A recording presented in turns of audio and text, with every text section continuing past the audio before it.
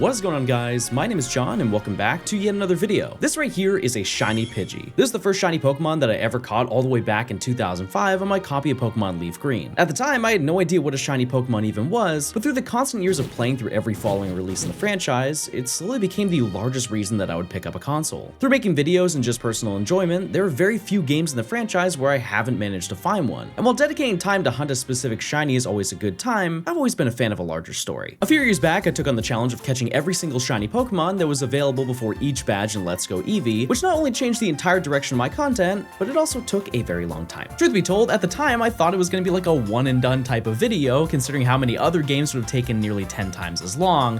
However, with every new release in the Pokemon franchise, I think it's fair to say that shiny hunting is a lot easier than it used to be. So much so that with a couple of hours of running back and forth with the shiny charm, that 21-year-old Pidgey I caught is starting to look a lot less interesting. With the newest installment of the franchise, shiny hunting has become easier than ever due to constantly encountering Pokemon as you roam throughout Lumiose City. And while taking advantage of this mechanic to find 8 shinies at the same time is a funny experience for anyone, after a few times, the enjoyment of shiny hunting just doesn't feel the same to me. So I made a change. I ditched my completed save file and started again with the goal of catching every single shiny Pokemon before each rank up in Pokémon Legends ZA, which became one of my longest and most tedious adventures to date. And this is how it went.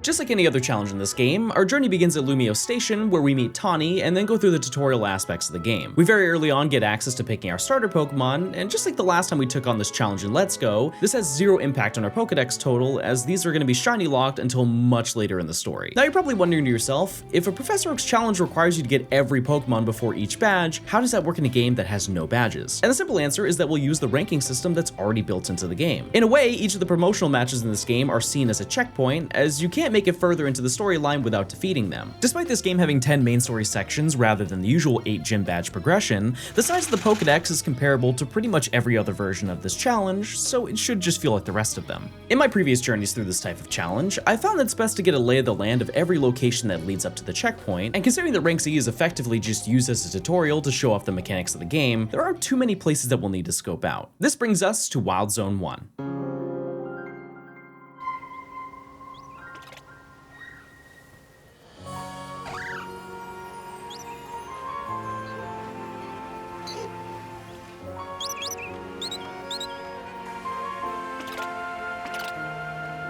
This location is home to your standard early route Pokemon that we've seen across the generations. You've got your Fletchling, your Bunnelby, a couple of Scatterbug, a hiding Weedle, a small collection of Mareep in the back, and a secret Pichu that we can't access until we complete a few more storyline tasks. While we can immediately start hunting, we don't have access to any of the helpful features like fast traveling and some special moves, so I figured it would be best to quickly run through the initial task with Mabel. That being said, whatever we encounter here has a 1 in 4,096 chance of being shiny, and unfortunately that's going to be the odds that we have to deal with for every single Pokemon until we reach the post-game, as you can't earn enough research points to unlock the shiny charm through the main story. After catching the required Pokemon and checking in, we're given the TM for Rock Smash to break down boulders, and I made my way back to Hotel Z, where we're assigned our first promotional match against Zach. Well, at this point I was ready to hunt. I knew the fast travel unlocked after completing the Battle Zone requirements, so I quickly obtained the Challenger's ticket and met back with Tawny outside the Pokemon Center, where we've officially reached the first checkpoint in the challenge, which came with a few complications. Can I change the day-night cycle? It's gonna be nighttime the entire time we do this.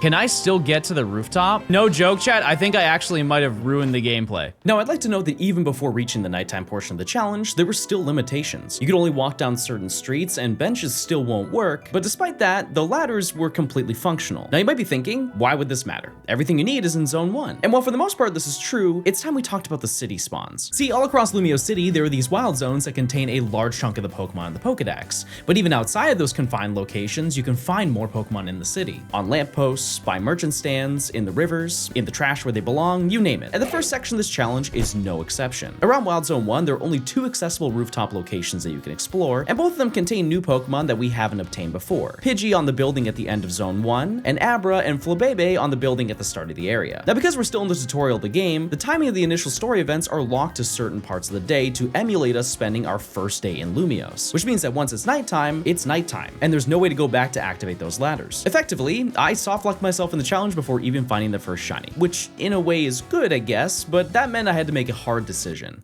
Let's do it again, but faster. On the upside, it only took a few minutes to finish the Mabel request, and I immediately started doing research on how I could hunt these 3 as easily as possible, which brings us to explaining the spawning mechanics of this game. To make it as simple as possible, whenever you're on the map, there's a 50-meter radius that's constantly active, and any Pokemon within that area will spawn in. Once you're 70 meters away from a Pokemon, it will despawn, and upon walking back to its spawn point, it will reappear, this time with different stats, and most notably, a new chance for it to be shiny. Because I started this challenge nearly a week after this game came out, a lot of this information was up for us to figure out. But eventually we realized that by setting a marker, we could find out where the Pokemon would despawn and respawn, and from there we just had to make a walking route to get the hunt started. At the time, I figured that Pidgey was going to be the hardest of the 3, and so I started working on building a route for Abra and Flabebe, as they're close enough to each other that I could, in theory, find my first shiny a lot faster than doing a route for just one Pokemon. So there I went, running back and forth, finding the fastest path to respawn them, doing calculations, making small route adjustments. I'm just gonna save you a bunch of time, because I'm sure you want to see me actually take on this challenge, but this did not work at all. After saving at the base of the ladder leading to Flabebe and then resetting the game, we found out that Flabebe is the same every single time, which means that it actually spawns in as we're ascending the ladder and not when we were running back and forth for the past 3 hours. While the concept of the 50 and 70 meter ranges was still accurate, this really only applies to things within an undetermined height distance that you kind of just have to eyeball. But on the upside, a chatter mentioned that there was a second secret ladder next to Hotel Z, which is conveniently about 75 meters away from both of their spawns, which began the start of what I'd like to call the rooftop gauntlet.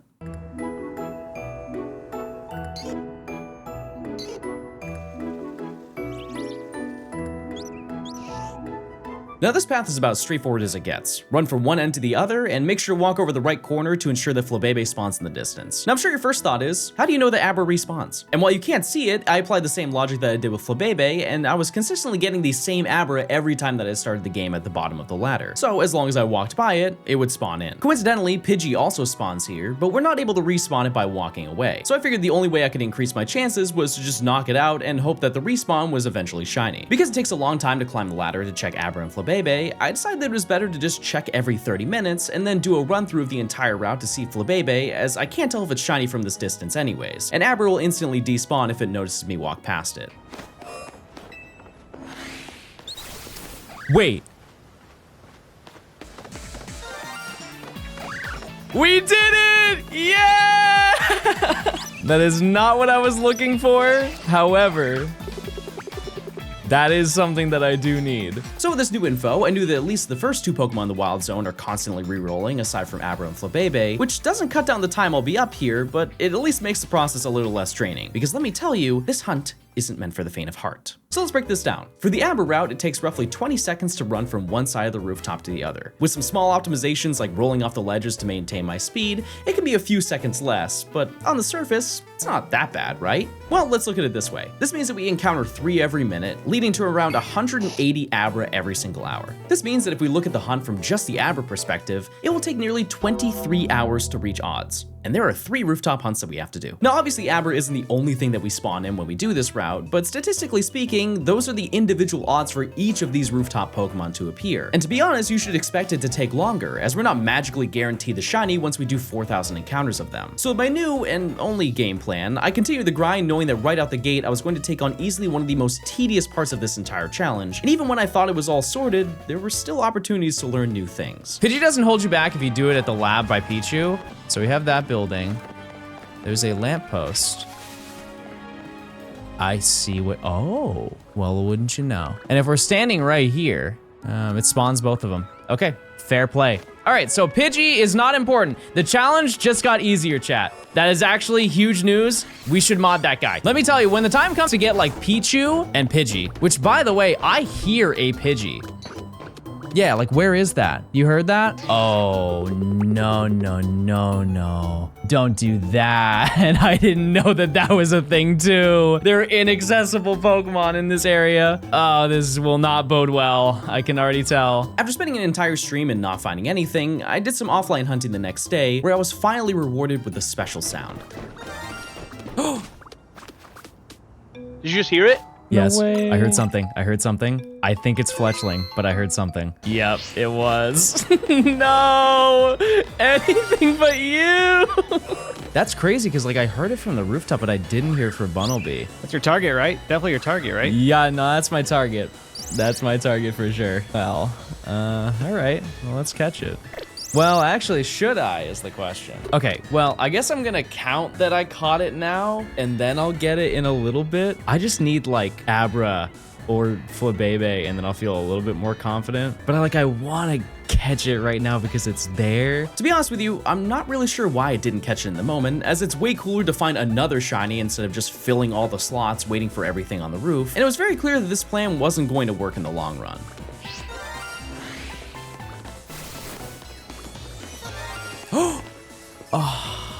Bunny. That's so lucky, but also so wildly unlucky. After not finding anything else for another 4 hours, I figured it'd be best just to catch them now and then just have more phases down the road, which by the way is a shiny hunting term used for when you find any shiny that isn't the target that you're looking for. While I did dread the idea of having a third Bunnelby in my future, this led to easily one of the most influential moments in the history of this challenge. I don't know what to name Fletchling though.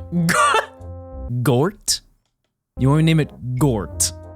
All right, I'm naming it Gort. Now the rest of the stream went just about how you think it would. I ran back and forth, and during the entire 6 hours of the stream, I didn't find a single shiny Pokemon. Mind you, by this point, I'd already been up here for about 26 hours, so we were already well over odds. While the in-game entertainment was low, my chat and I made good conversations the entire time, which led to speculating about a bunch of other aspects of this challenge, which could make a huge difference as we progress further. Are the Fletchling behind you even real? That's the thing that I don't understand. I feel like they're not, but you can definitely get up there. You gotta be able to go there. There's a system that's set up. Wait, no, no, no, no! Why did we check? Why did we even look? That's the shiny I get today. We have to get that so much later in the challenge. I don't even know when you have the ability to go here. I can now confirm that those are real. The following day and an hour later, I managed to get another shiny Fletchling, which we inevitably named Gort II, and decided from here on out that every single Fletchling we catch will be added to the Gort family. And to sweet old Alex in chat, who immediately said, "Hey, I can't wait for Gort number 18, I'm just gonna show that to you now and give you a little snapshot as to how long this bit went on in the video. This was over a month later. Strap in, Alex. Because I had plans for the upcoming weekend for Halloween, I decided to celebrate a day early and continue the grind, and while for the most part it was once again uneventful, I had been streaming so much that chat said that I should go all out and just turn this entire thing into a subathon. I would also like to note one small thing about that, chat. When I did the subathon, this was before ads were a big thing on Twitch. If I did it now with the ads,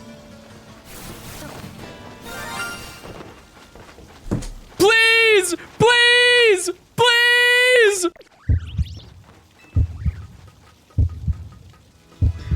Yes! Yes! You were here! My God, I'm free! I'm free! Look! Wait, it's so cute! Okay, I'm just gonna catch this in a Pokeball. I feel like that's like that's the play, right?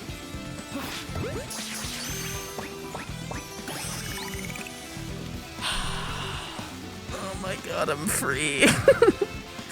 I'm partially free, because we still have Abra. That being said, I can now successfully debunk any myth that these are shiny locked. 36 hours to get just this Flabebe. Sure, we got a couple phases along the way. We got 5 shinies. That's not good. That's very over odds. Knowing that Abra was the only thing separating me from being on the rooftop, having fast travel, and most importantly, actually playing the game, I jumped back on my route to track it down, being adamant that I wanted to make Shiny Abra the start to my November. While I did manage to phase twice the next day with another bunny and Gort, I was still able to walk away with new info, which actually made this section of the challenge a lot easier. Now during my little route checks that I did every 30 minutes, every passing day there would be a new chatter asking me if I knew that Mareep was shiny locked until you complete the mission where they give you one for free. Because the game was still new, knew, there weren't any credible sources aside from people just saying that they noticed that they didn't see any until they completed the quest, and considering that previous games like Legends Arceus didn't have that same lock with Ponyta, I was just really dismissive of it. But it was then confirmed through a data mine by Anubis that this was in fact true. Because we're still in the tutorial of the game, missions aren't even available until we get to the next section, so Mareep will be put off until we progress enough in the story to when it becomes available. The following day, I began stream with yet another shiny Bunnelby, but later in the stream we did a shiny check that resulted in something way worse than phasing. All right, it's 12:45. Wait, no!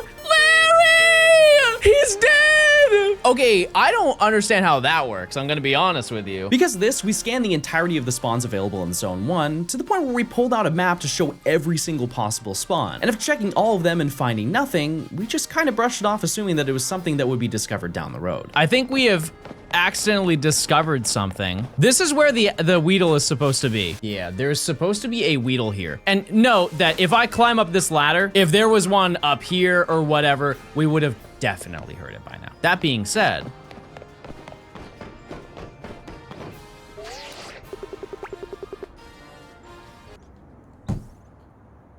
now I don't know what's going on, and now, quite frankly, I'm upset. At this point in the challenge, I think it's fair to say that things were starting to drag. Sure, I'm not foreign to long hunts, but I think everyone has their limits. In previous challenges, when I've spent a long time looking for a certain shiny, I would at least find something along the way. Something that boosts the morale and lets you know, hey, it's not what you want, but it's at least something. Then after resurrecting Larry, the only sounds I was hearing were my steps and rolls off of the rooftop. To be fair, that same day I did manage to find another member of the Gord family, but this grind was getting so tedious that we had discovered that we'd been up here for so long and were so due to find Abra that my entire team had near max IVs from knocking out that Pidgey that we routinely passed by as we ran. We're talking about hundreds of Pidgey here, and that Pokemon only appears every 5 minutes. I was already burnt out, which to be honest is pretty rare for me. I knew what I was getting myself into, but it was more so stemming from the fear that I was worried that my streams were just getting boring to watch. So I decided that maybe I just needed a few days away to lock in silence. And I really went on the grind. 1 day passed, 2 days, 5 days, and yet, still nothing. I was finding any time or reason to dedicate to working towards completing this hunt, and after an entire week of attempts, I was finally able to come back with something. Hello chat, welcome back to the Shiny Professor Oak and Legend ZA. In the last stream, you know what? Let's just chalk it up to the last 2 streams. Didn't find anything. That was like 12, 13 hours of streams and we found nothing. That is statistically crazy. And I'm happy to announce, everybody, after another 7 hours, that is in total, 20 hours. 20 hours, I found another shiny. Larry's got a lover, baby. And here's the thing is we don't know if maybe Larry is gay, he could be straight, they could both be lesbian, right? We have no idea, but that's exciting. Later on, we've got potential gay lore. Oh, also, sorry, must have forgot about this one. Yeah, no, we got it. Okay, I'm in bed and it's like 8:30 in the morning. Do you see what I see? No, you can't because it's blurry. It's been so long. What do I catch this in? A heal ball? I have 1 heal ball. Is there another ball you'd like me to use? Please, please, please. Yes! Yes!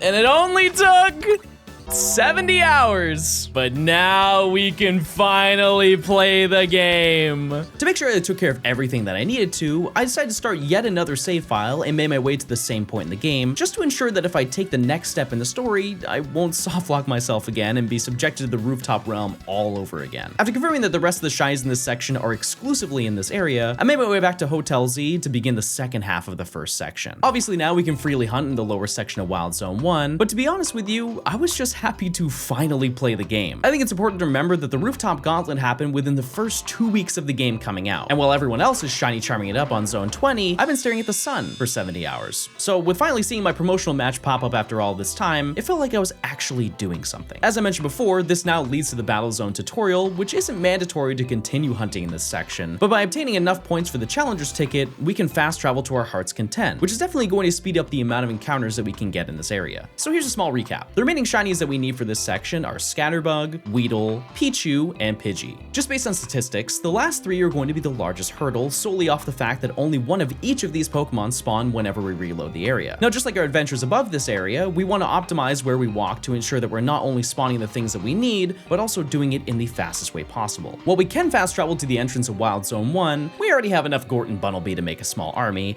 and although I'm not naive enough to know that I'm destined to find many more during the course of this challenge, I'd rather put my shiny luck to things that I actually need. This is where Mabel comes into play. Although you can fast travel to every wild zone in this game, there's an absurdly long list of buildings, cafes, and even battle zones that we can quickly fast travel to. And the Pokemon Research Lab is our key to getting out of this section as quickly as possible. By flying here, we're able to instantly spawn in Pichu and Pidgey, and by simply walking through the zone gate, we can spawn the other 2 in, all within a span of 15 seconds. So without any hesitation, I began hunting, and after only a couple of hours, we managed to find our first nighttime shiny. Ooh! Bug! Bug! Yeah! We got a bug! I'll Premier Ball this one. Why not? All right, we got another one. Oh yeah, we need to name it. What do I name the Scatterbug? Gort food. We're feeding this? No, I'm not. They don't eat butterflies. They don't. Do birds eat butterflies? Fair enough. Now you might have noticed that with the path that I do to take my checks, at no point do I actually look left to the side of the area to see if any of my other targets are shiny. This is essentially the same idea as to why I wouldn't check Abra and Flabebe every single time they spawn. Instead, every 30 minutes, we would do what I would call the pickle check. This is Pickle. Please, everybody say something nice about him. The more nice comments, the faster he shines. So we would go through the routine of checking him, as well as the 2 Pidgey that we discovered earlier, in hopes that eventually one of these would be checked off of our list. Oh! I didn't even notice that was shiny. Hold on. Wow, it looks so similar. It looks crazy similar. From a distance, you wouldn't be able to tell. I'll be honest with you, I wouldn't at least. There is one small issue. We can't go any further. And here's the upside, is that it could have been the other one. That one we definitely couldn't catch. Oh, again, okay, it worked. We got Pidgey, baby, we did it. I'll be honest, just based on the history of this challenge so far, I knew that the one in the back was going to be shiny. The question was when, but I didn't want to think too hard about that. We found half of the remaining Zone 1 shinies in 1 day. Even if we phase a bit, it shouldn't take too long to finish the rest of this section. Yeah, no, we both know what happened. I can't make any comments. We all know. I deserved it. I deserved it. Hey, listen, I at least can catch it. It was disappearing, but it was shiny. Was it disappearing? No, it wasn't. No, I just overreacted. Wait, are you saying that? I didn't see it if you didn't.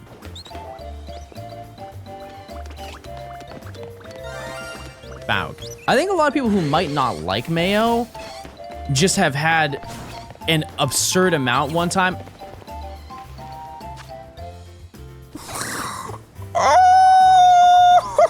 That last one took 10 hours to find. The following day was coincidentally National Pickle Day. Surely that had to mean something for this challenge. You know, because when you're getting off of a plane, it doesn't really matter where you are unless you're sitting in first class, you are not getting off of that plane for at least 10 to 15 minutes, right? May I introduce you, chat, to Gort number 10.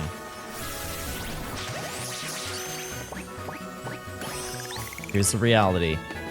It was fast. With another 2 members of the Gort family found a couple of hours later, I think it's fair to say that this bit might have gone too far. We've had our laughs, we've struggled quite a bit, and personally, I think we've spent enough time here. We need something new, we need something fresh, we need something special, something that we all want to see. And thankfully, the next shiny was just that. No! Come on! We got a shiny Pidgey. There's an angle. There's an angle? There's an angle. There's an angle. somewhere. Surely there's a back door. Well, that might have not been the accomplishment that we were looking for. At least there were other goals that we achieved. 100 hours has been achieved. Unfortunately, we're still in the tutorial. Not very good, is it? After finding another Bunnelby the following day, I did some more offline hunting and found my third Scatterbug. However, this one was especially hurtful as this was the final spawn in the entire zone aside from Weedle and Pichu that hadn't been shiny, which meant that surely, one of those would appear soon. Eventually, I managed to find a fledgling and Bunnelby at the same time, a very rare moment that would have been a big deal about 65 hours ago, and while my morale was very low again, I knew that I was so close to the finish line. I just needed to do that final push. Yes! Oh, finally! Oh, I'm finally free. That is crazy. That took so insanely long. It's actually not even believable. I'm gonna be so honest, it's not even believable. All right. Only one more left. With the shiny bug finally in our possession, it was time to do the final grind for Pickle. Now, the setup that we currently have is pretty much the best that we can do. However, since we now have everything in the main area of Zone 1, we really only have to walk in and out of the lab in order to spawn it in, which greatly increases the amount of encounters that we can get per hour. By this point, we're well over triple odds for Pichu, and I think it's fair to say that I deserve to be paid back in full for the remainder of this challenge, but I began stream the following day to see just how many Pichu encounters we could get in one day. Oh my god! It didn't sparkle. It didn't sparkle. Is there anything else that's here? I'm gonna be so honest with you. I don't believe you, chat. It looks the exact same. Oh my god! I'm free! Pickle! All right, here we go, chat. The final member of the first section.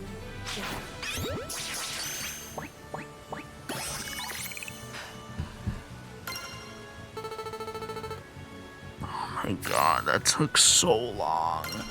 That took so long. In total, chat, that took 117 hours to just catch everything. That does not bode well. So let's get the obvious out of the way. We're not done with this section yet, as we still have to evolve all of the Pokemon to their highest possible evolution. And while you're probably saying, well, that probably won't take as long as hunting them, that doesn't mean it's gonna be easy. Our first task is organizing every individual Pokemon that we need to evolve in the first place, and for Pokemon like Aber and Weedle, this is an easy choice to figure out. But there is one Pokemon that would take a little bit more time for us to decide, and I can only think of one way to truly determine who will bear the right to become a Talonflame. All right, the time has come. We will determine who the winner really will be out of all of these Gort. Gort number 4. No! No! Who is that? Oh my god, it's a massacre! All of the Gort are dying! So many perished. There are more than perished than there are alive. Gort 3 currently in the lead from the looks of it. Maybe Gort 5? Original Gort is still in 4th place. Gort 7 passes! Hits the ramp! He makes it! They all no! No! Gort 3! Gort 3 perishes!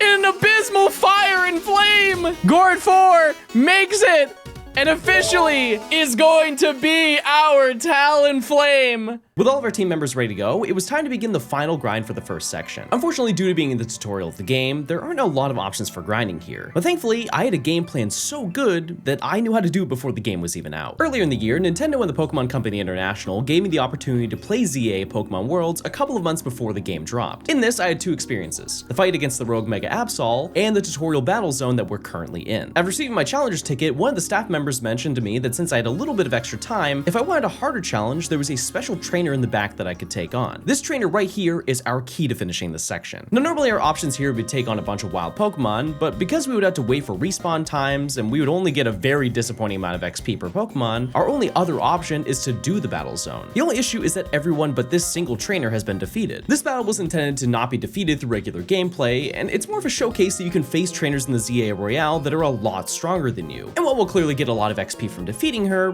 one battle won't make too much of a difference in our grind, will it? While defeating her trainer will effectively end the battle zone, this game has a mechanic where if you walk too far away from a battle, it will end and the trainer will move back to their original position. This not only makes you restart the entire battle, but if you happen to knock out a Pokemon during that fight, you'll retain that XP, effectively making this an infinite way to farm until we've evolved everything that we need. While initially it was a little difficult to really do anything against her team, after using a bunch of experience candies that I picked up to boost Pichu's happiness into an evolution, Pikachu quickly became the hard counter as I was able to eventually take out Pidgeotto and set up a system where we can never accidentally defeat her, as her second Pokemon completely walls everything on our team. After only about 10 minutes of grinding, I managed to evolve a ton of the low-level Evos, leading us to getting Kakuna, Beedrill, Spupa, Vivian, and Floette. With this done, I was able to fit all of my remaining evolutions into my party, and very quickly got Kadabra and Diggersby, leaving me with only the birds to evolve. With both of these evolving at level 35 and 36 respectively, you can assume this is going to take a lot longer than basically any other grind in this entire challenge, but if you see me take on Professor Oak challenges before, there is an additional trick that can speed up this process. As you can see, despite gaining enough levels and experience to evolve, I'm not going to do that until they've reached their final levels, as Pokemon that are under-evolved receive an additional 20% experience boost, which in a challenge like this can genuinely save you hours of grinding in the early game. By this point, I'd really gotten into the routine of this grind, and to be totally honest with you, this went a lot faster than I expected. Because I had them in the party the entire time, it only took another 2 hours to get Pidgeotto, Pidgeot, Fletchinder, and finally, our glorious Talonflame. We've done it, chat.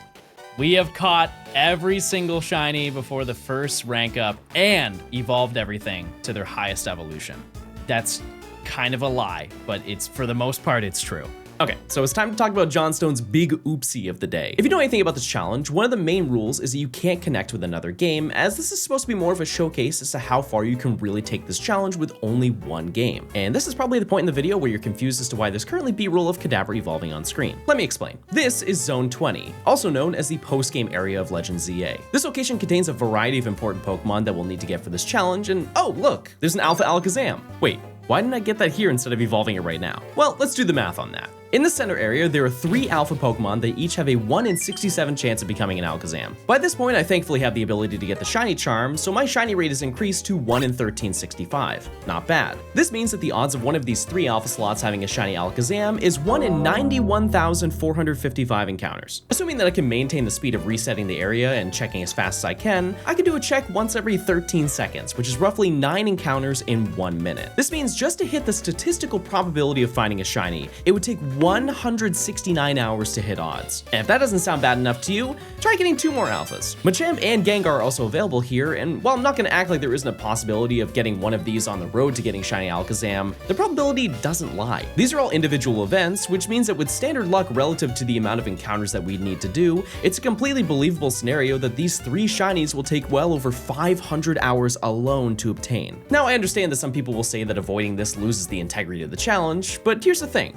I don't care. To me, the core of this challenge is taking on Pokemon games in a unique and interesting way, and by this point, we'd already be at the end of the challenge, and having to drag our feet for another 500 hours just doesn't really add anything to the video in my opinion. I also tried to be extra mindful and made sure that Alakazam evolved on the other game, which avoids unlocking the giant research reward for receiving a trait evolution, so I won't be receiving the shiny charm faster than I'm intended to down the road. Additionally, it's definitely not the first time that a section of these challenges has been deemed too much, as Gold and Silver's grind to evolve Jigglypuff before the first badge can take upwards of 100 hours, so I don't think I'm really out of line here for taking a stand against this. That being said, this doesn't mean that we still can't hunt it. At the time, I had zero clue that there was going to be DLC for this game, and fortunately, Alakazam, as well as Machamp and Gengar can be found in Hyperspace Lumiose, and since these 2 hunts are in the post-game section of the challenge anyways, I'll just track them all down when the time comes to do that. With my newly assembled team, I made my way over to the taxi lot to take on the long-awaited match against Les Eternal. I cannot believe this, chat. So much time spent.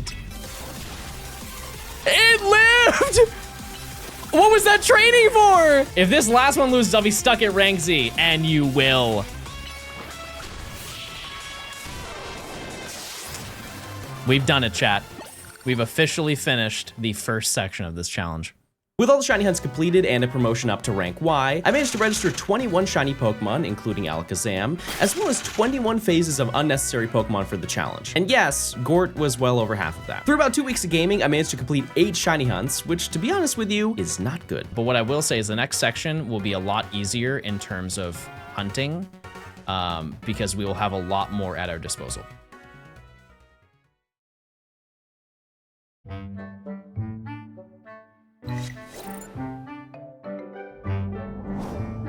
While Abra and Flabebe were the litmus test for handling the task of taking on this entire challenge, Rank Y is what really separates the dedicated gamers from the amateurs. As I mentioned already, we've just completed what was effectively the tutorial. No longer are we gated off from accessing the entire map, and we can now experience all of what Lumio City currently has to offer us, which is both a blessing for adding variety and allowing us to catch Larry and his lover, but this is also a curse for the absurdly large can of worms that we've now opened. Not only do we have access to zones 2 through 6 that were already on the map, but we now have to track down quite literally every single city spawn that's in Lumio City. Say it with me, everyone. Wow, John, that's really bad. Here's the thing though, we can do all of these in any order and basically any time that we want. Well, for the most part. If you somehow haven't noticed, we're back to playing in the daytime, however, the clock is still not moving. This is because technically we're still in the tutorial until we complete the first 3 side missions that are given to us at the Looker Bureau. But for now, we're going to avoid enabling nighttime again, as it actually has potential to make part of this challenge a lot easier than normal. But we'll get to that later, as it's now time to take on a brand new location.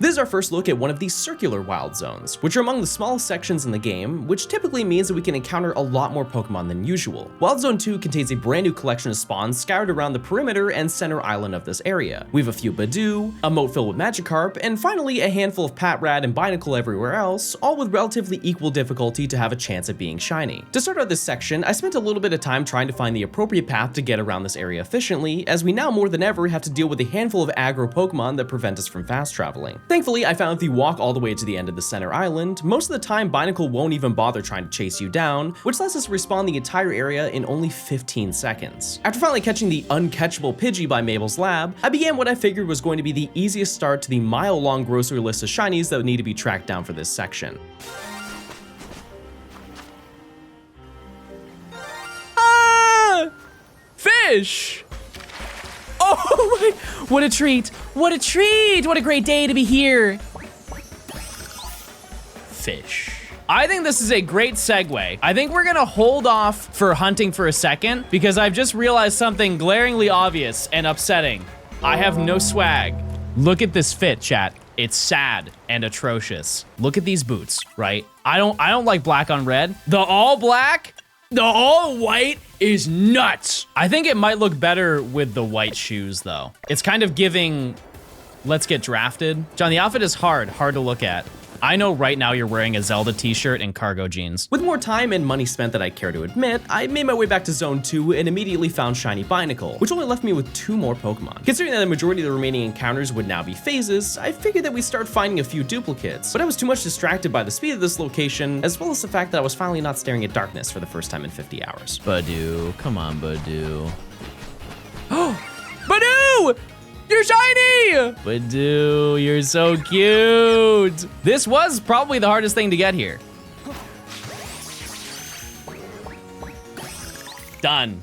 All right, not bad. Now from here, we're put into an interesting position. With only 1 shiny left in this location, we're destined to find a bunch of unnecessary shinies before this little rat decides to sparkle. And while in most cases this is just the nature of the challenge, Patrat is a special case as it's also available in zones 4 and 5, as well as the entirety of Lumio City. While there aren't many other instances of Pokemon sharing locations in this challenge, I figured that we'd probably naturally find this sometime later in our adventures through Rank Y, and I chose to take on something a little bit more difficult, but with significantly better shinies. If you've made your way through Lumio City before, you're probably well aware that some city spawns are a lot more abundant than some of the others. High or low in the city, I'm sure you can figure out that the Gourd family is basically anywhere that has breathable air. However, one collection of characters is a little bit more difficult than others. The Panmonkey Trio is going to be our first taste of the city selection, and if you tried to find them before, they're only available in very missable locations, either scattered on rooftops or perched on top of various trees in the main roads. While we can use our fast traveling abilities to hunt basically every single city spawn that we need, the main issue with this particular group is the fact that they're,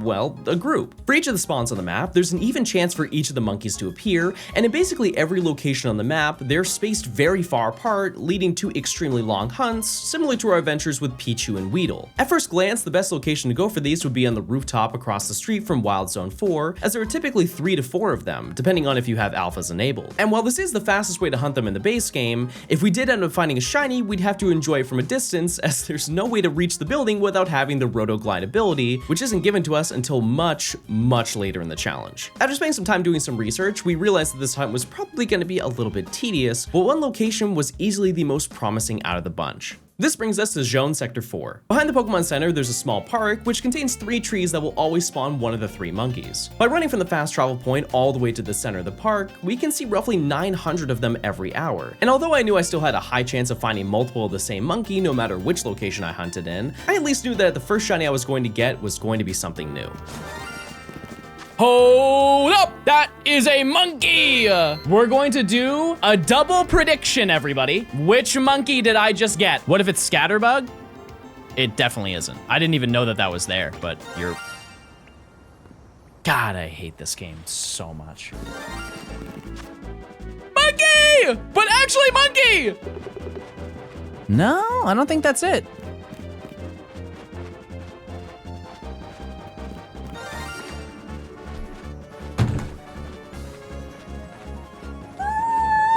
The next day I continued the hunt with a much more open mindset after realizing that I'm spawning in way more Pokemon than I initially assumed, but as I crept closer to odds, I knew that I was going to be due for at least one of these trees to shine. Hold everything! Wow, there it is! There it is. There's monkey.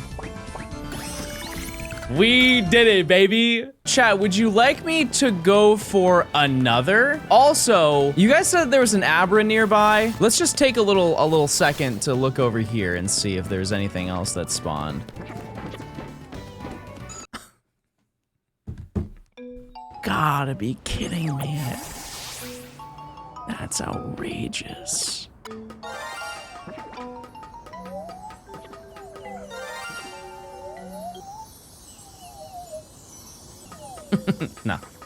No, I'm good.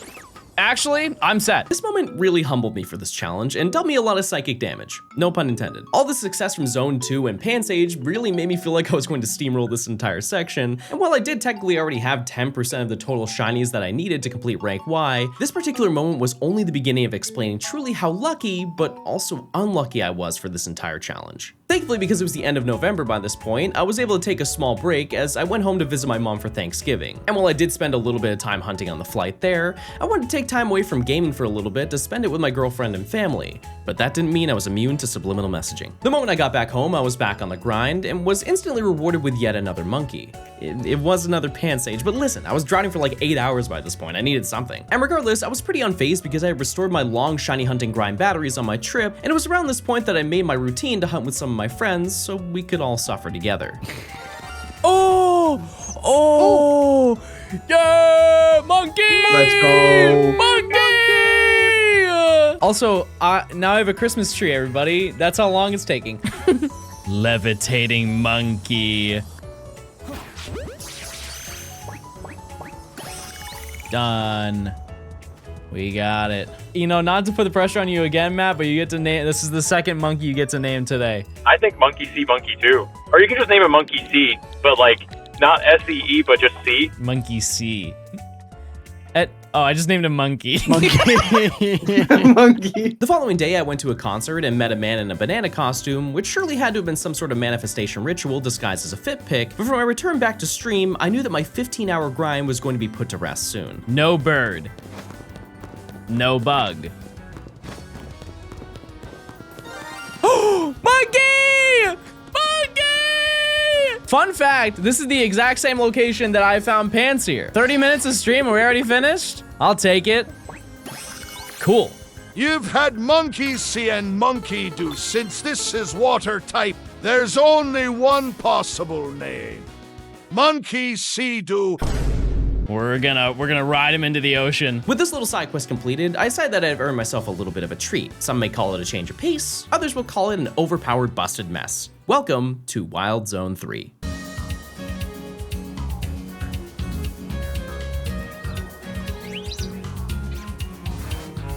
We reach yet another circular wild zone, except this time, it's nothing but land. Each quadrant of this area is sectioned off to contain different Pokemon, and there are 4 new members of our dex that we need to track down: Skidoo, Esper, Litleo, and Pancham. Additionally, we can find some Flabébé in the center, and a final quadrant with a few Pikachu, all within spot radius if we stand in the center of the wild zone. I think it's fair to say that this is without a doubt the most infamous location in the entire game, solely based on the fact of how easily you can get shiny Pokemon due to the giant tower that can be entered on the left side of the zone. Just like fast traveling, going in and out of buildings will respawn Pokemon, and by tying a rubber band over your analog stick and having it face downwards, you can just spam respawning Pokemon over and over and come back to a zone completely filled with new shinies. Now for a challenge like this, you're probably excited for me. Oh, John, you're gonna get through this zone in like 30 minutes. This is gonna be a walk in the park. And I'm gonna be the bearer of bad news by saying that we're not gonna be hunting that way. Well, I've definitely received a lot of mixed reception for making comments like these. I feel like these methods really ruin the fun of shiny hunting for me. I think the idea of encountering every target you want at the same time because you let your game auto hunt for 15 hours doesn't really bring me any excitement, nor does it tell a compelling story. I've always been a big believer of if you bought the game, you can play it the way you want to, but I want to showcase the trials and tribulations of each aspect of this game, and stair maxing isn't going to help me express that. That being said, there are some future hunts where I'm sure people are going to call me a hypocrite, but we'll address that when the time comes. In order to get the most encounters and also make my rounds through the area, I decided to run a lap around the interior and head into the tower to respawn everything again. Now, if you're a regular here, you might have noticed something a little off about this zone. Where are all the alphas? At no point in this challenge so far have we encountered a single alpha Pokemon, and that's because they don't really exist right now. Although I did some testing by completing the Alpha Bundle B request the week prior to entering this area, alphas are not able to spawn until you activate the day-night cycle, which is both a good thing and a bad thing, as we don't have to deal with overly aggressive Pokemon, but in turn, no big guy. Despite this, I began my routine through the zone, as well as my checks outside of the zone. Another interesting fact about this location is that when you ascend the tower, you actually spawn a collection of Pokemon around the building across the street, which contains a pretty healthy amount of city spawns that we haven't collected yet. So I made it my business to check every 30 minutes to see if anything special appeared. No! No! No! No! I didn't fail it. I did it! Okay, I think that's everything. After stumbling across another shiny Flabébé not 5 minutes later, I was getting a little bit concerned with my future in this location, but eventually I managed to find something that I needed. Oh, Pickle! There it is. Oh, it's nice. Oh, that's very nice. Now I know what you're thinking. Yes, I already have Pikachu, and no, it's not new to this section. Trust me, I can never forget Pickle. But it's time that I tell you about my other secret game plan that I have for this challenge. A few years back, I went on the journey of giving a shiny to every NPC in Legends Arceus, and ever since I did that video, I've always wanted to do it again. And this game and challenge was the next opportunity that I had to do it. I knew that I was going to find a ton of duplicates during my adventures in Lumiose, and getting another Pikachu was one of the many little requests that I needed to complete in this save file. This is something that I'll occasionally bring up as we make our way through, but this will be a completely different video at some point in the future. After finding another shiny Flabébé the following day, I decided to do a little off-stream lock-in session to try and get as many shinies in this zone as I could, and I really went all out.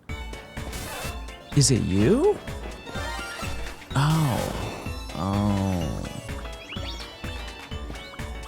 I think that's shiny.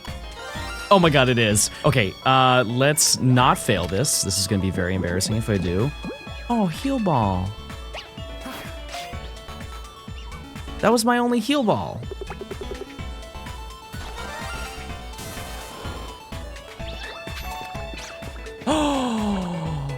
Oh my god. There it is. Ah. This could be interesting. Please be Swirlix. Okay, I feel a whole lot better now. No way.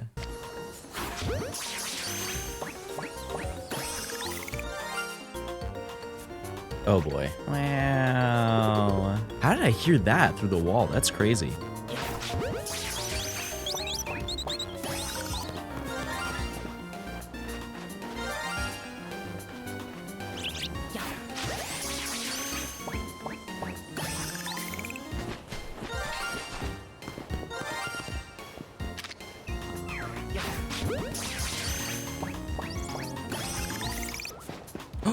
All right, there we go.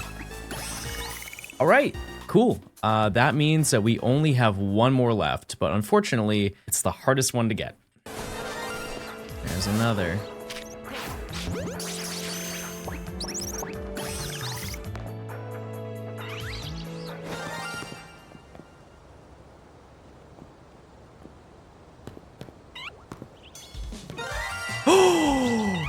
No way! Oh my god, I can't believe it. That's crazy!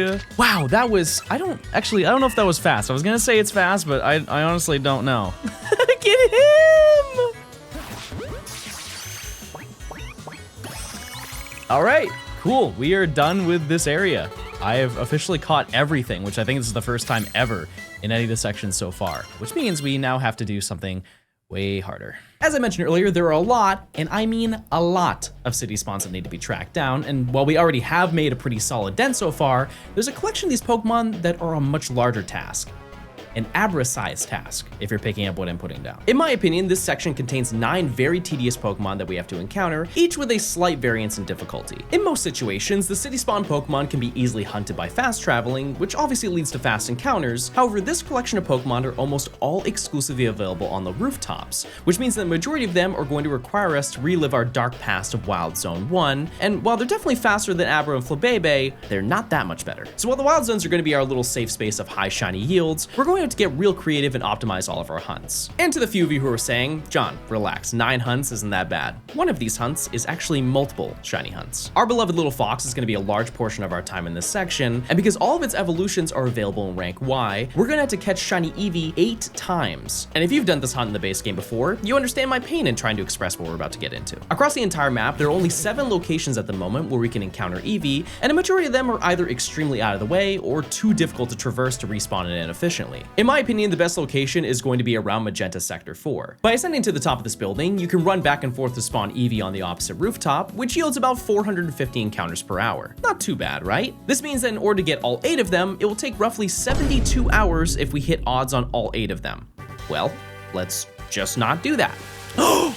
No way! That was so fast! Chat, I've been live for 15 minutes! Granted, I hunted it last night, but that's crazy! Look! It looks so good in this game! I think in total, this took me, what, 4 hours? Maybe 5 hours to get? Very, very, very under odds. Well, we definitely got lucky for the first time. The rooftop hunts that extend all the way to odds are going to be the true test of patience. Normally in this challenge, when I've got to grind for a shiny, I've at least got a consolation shiny in the process. While those Gourd and Scatterbug in the moment seem like a failed roll at getting what I really wanted, I see them as a crumb of hope that surely the next one is going to be what I'm looking for. These hunts are not that. In 99% of cases, these are what I'd like to call isolated hunts, as we're only spawning and despawning a singular Pokemon. It's one of those things where we can never really tell if I'm spawning just Eevee in, but during the course of this hunt, I didn't find anything that wasn't Eevee, so to my knowledge, this is all we had to work with. Now, some of you are probably wondering, why don't I just bench reset all these encounters instead? Sure, it's slower, but it would open up the possibility of maybe finding something else that could contribute to the dex. And the issue with that idea is, well, we still don't have access to the benches. Because there isn't a day-night cycle yet, there's no nighttime that we can rest for. Additionally, this specific Pokemon is the reason why we're not activating it in the first place. Eevee is one of the only Pokemon in this game that is only encounterable during the daytime and during a specific weather condition.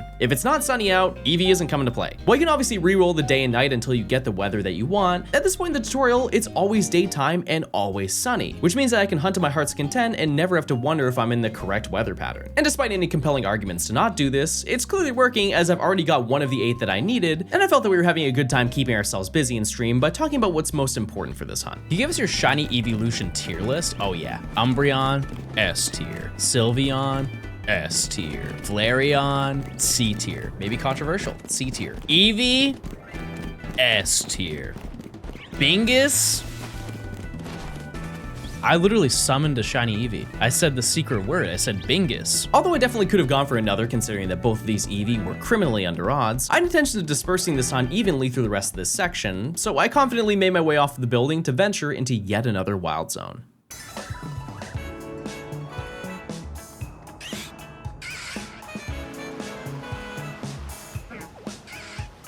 Wild Zone 5 is where things start to get a little bit spicy, as this area requires, without a doubt, the most unique pathway to spawn everything in. This section requires us to track down Bellsprout, which is available at the entrance, Venipede in a pit area after walking through an underground tunnel, and Electrike, which should be found on the rooftops or in the corner by its lonesome. Everything else here is unfortunately not needed, and while a majority of the phases are on the rooftops and won't spawn in most scenarios, there's still a lot of potential to get stuck here due to only one Electrike being in a convenient location. After doing a little bit of experimenting, we found that the Venipede in the pit still spawns below if we walk halfway down the street, and by taking a left to the courtyard, we can spawn in everything that we're looking for when it came time to check the entire area.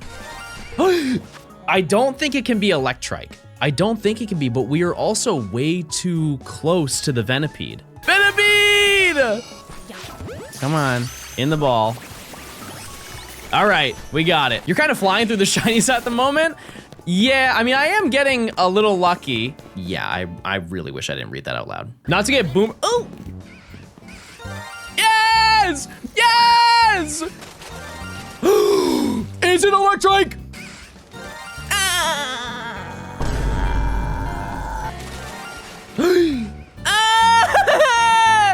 Oh!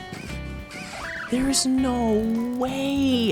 How many times? An entire day of hunting, an entire day of Venipede. The next day was a huge change of pace because not only were we streaming late at night, but at 12 a.m. Eastern was going to be the release of the Mega Dimensions DLC. Yeah, I know, it's insane to think we're this far in the challenge and that hasn't even been brought up yet. Well, this obviously has no bearing on what's currently going on in the challenge. This was the week where I learned about what's in store for the post game of this challenge, as well as the Alakazam situation that we talked about before. For the next week, I spent a majority of my days playing through the DLC and everything that it had to offer, and if I had the energy in the evenings, I would try to chip in a few more encounters towards finding another shiny Eevee. As you can imagine, trying to 100% the DLC, enjoy it on my own time, stream, and work on this challenge is a pretty tall order, and to be honest with you, I was getting burnt out. Yes, everyone, this is a critical John gaming alert. These videos actually do take a mental toll on me. Obviously, I'm aware of my limits and I don't try to push myself, but at this point in the challenge, it had been nearly 2 months since I started the game, and I'm no stranger to multi-month challenges. I mean, every single video I do basically is. But after going through the DLC and then realizing what I'm doing right now in Lumiose is going to be doubled after beating the game,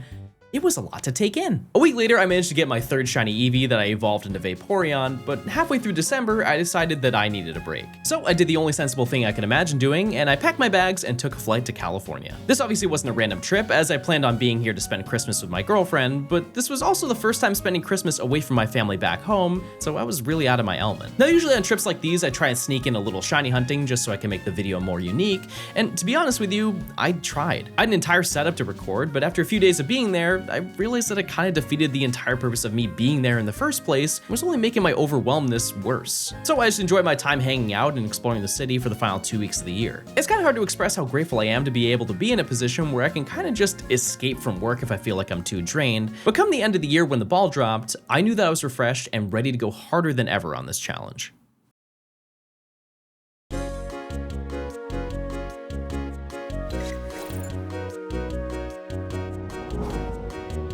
With 2025 at a close, I really only had a couple of resolutions. One, to improve my personal enjoyment of life outside of content, and two, to get this video done as soon as I could. Obviously, since we're only 16 shinies into this section, I knew that the latter request wasn't something that was around the corner, but all the hunts that seemed too daunting and overwhelming the previous month now seem like small hurdles that with enough dedication and long-form Absol Blogs videos, I can make my way through. For the final days of my trip, I tried to use this renewed energy while I was in San Francisco, where I spent a ton of time hunting as we visited a bunch of iconic locations. It got to the point where I even started working on another video that I'm sure you'll see at some point in the future, as well as shiny hunting in other games like Pokemon Go's New Year's event. Right by the meat. On my first day back, I managed to find my fourth shiny Eevee, which I then evolved into Jolteon, and I made my way back to Zone 5 in hopes that the Venipede family was still on winter break. Oh, there we go. Wow, you took forever to show up. There we go. All right. There's only one more in this area that we need. As I mentioned before, Electrike is notably a pretty annoying Pokemon in this location due to the fact that only one spawns on the ground level at the same location as the Alpha Whirlipede. However, one important thing to note is that every single time that you enter Zone 5, it actually spawns on the other side of the wall. Does this make it easier to hunt? Not exactly. We can't really improve our odds any more than we're currently working with, but considering that I already spent a pretty significant amount of time here, I was working my way pretty close to hitting odds. After finding another shiny Bunnelby and Pidgeotto on the roof, Electrike showed up shortly after, leaving us with technically only 2 more zones for the rest of this section.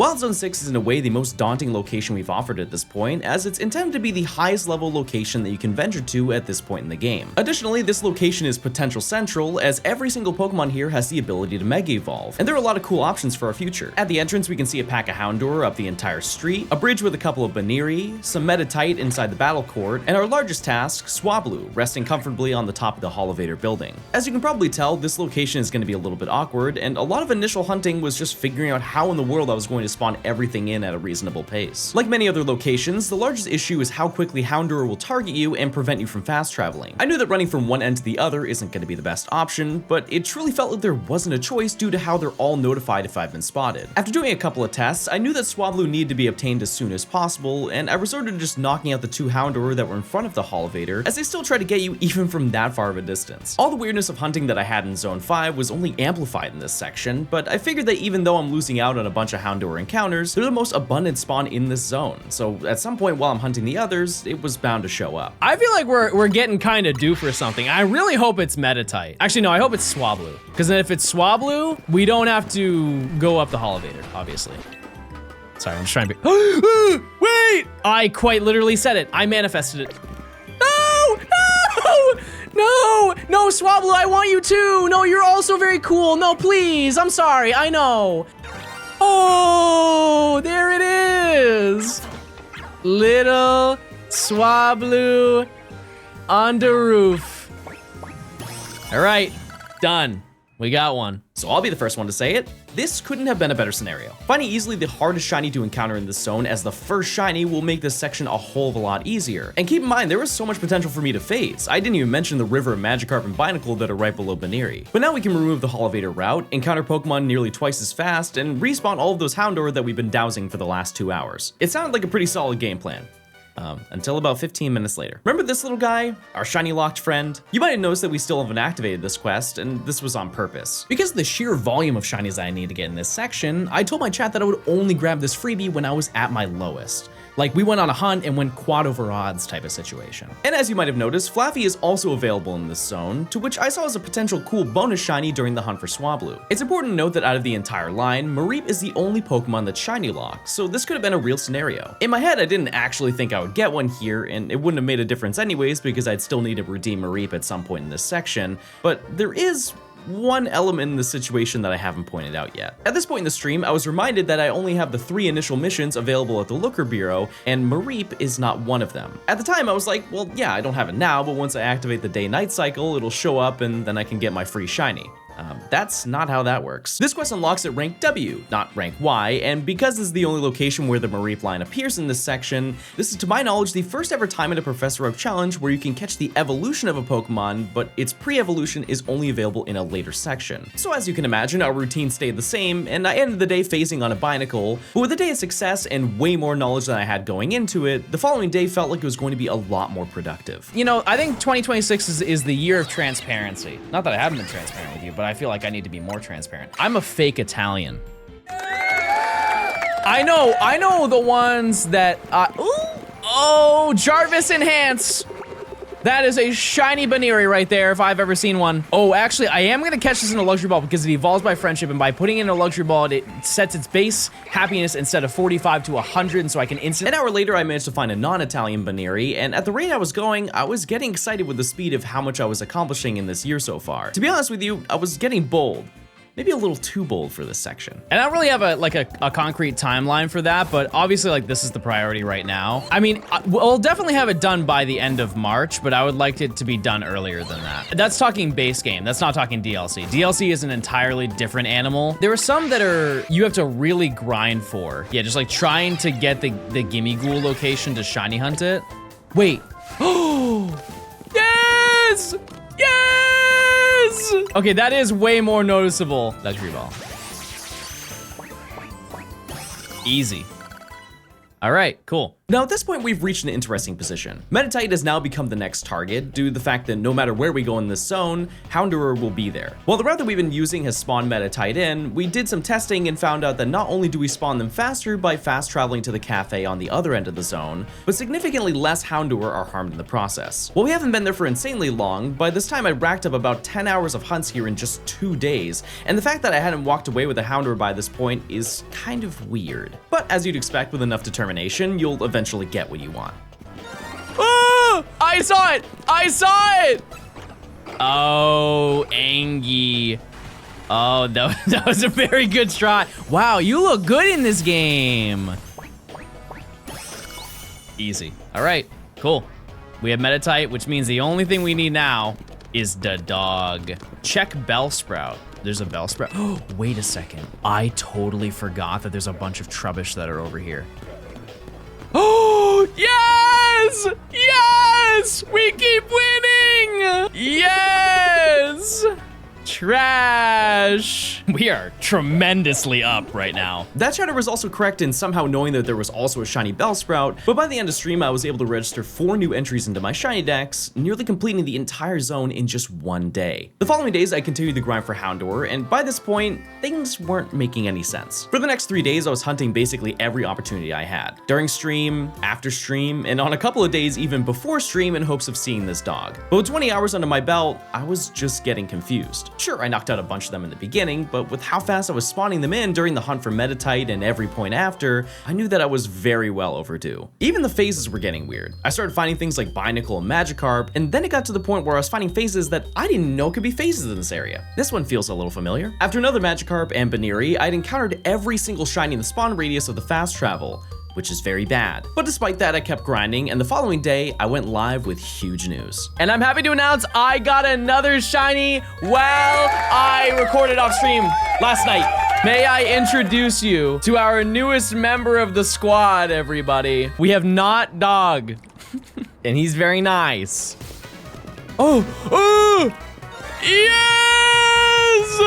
The dog! Oh my God, that took so long. I'm gonna catch you in Premiere.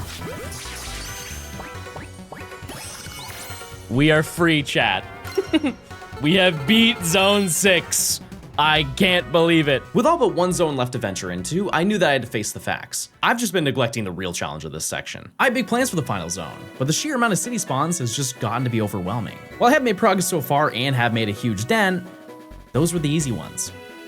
It's time for another rooftop hunt. I mentioned earlier that locking the game to daytime was beneficial for hunting Eevee, as we don't have to worry about any variables that could slow down the process of completing such a lengthy hunt. But what I didn't mention is that there is one more Pokemon that's also affected by the same elements. In the base game of Legends ZA, Riolu is easily one of the rarest Pokemon to encounter, as there are only 4 spawns available across the entire city. And to make matters worse, it has the same spawn requirements as Eevee. In my eyes, this was really the only thing stopping me from hunting at nighttime, as there were still other ways that I could track down Eevee while looking for other members of this section. So with the blue dog on my team, we looked for options, and it was very clear that one area was a lot better than the others. Coincidentally, on top of the Looker Bureau, a Riolu spawns in the corner, and by running back and forth on the straightaway, we can spawn it in pretty quickly. On and off stream, I managed to rack up 6 hours worth of encounters in just the first day, which was basically the halfway point to hitting odds. I already spent enough time in this section by now to know that expecting to find any of these under odds teeters on being borderline delusional, but it was even getting to the point where my chat was even hallucinating. John, I think Hawlucha is shiny. We're just lying now, aren't we? We're just lying out here. Maybe we didn't get a good angle. Hold on. I don't see anything up there. Oh my God, it is! Wait, they were telling the truth! Jarvis, enhance! That is the forehead of a shiny Hawlucha. Here's the issue, chat. Kinda can't get it. While Riolu was intended to be an isolated hunt, I may have forgotten there was a 50% chance that Hawlucha could spawn up there every time we took a lap. While this is new and it's good that we managed to find one, we can't access it right at this moment. Despite there being like 5 buildings that connect to it, the only way to get there without Rotoglide is with the Holovator next to Wild Zone 3, which is currently locked until we activate the day-night cycle. While we do have a foolproof way to remedy this situation, I still want Riolu. So as long as I don't find another 10 shinies and leave them on the map, this thing isn't going anywhere, which is why my next decision might have not been the best course of action.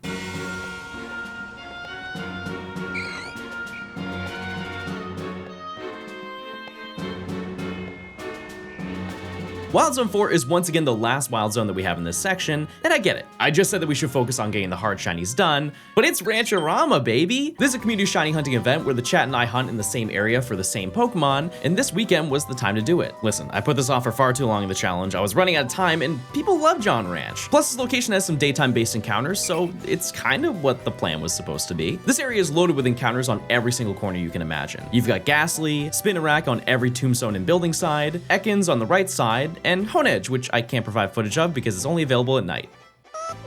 I drew this myself. The beauty of this location is that other than a couple of Spupa that spawn at the entrance, everything here is brand new. So realistically, the first day, I was going to at least make a little bit of progress.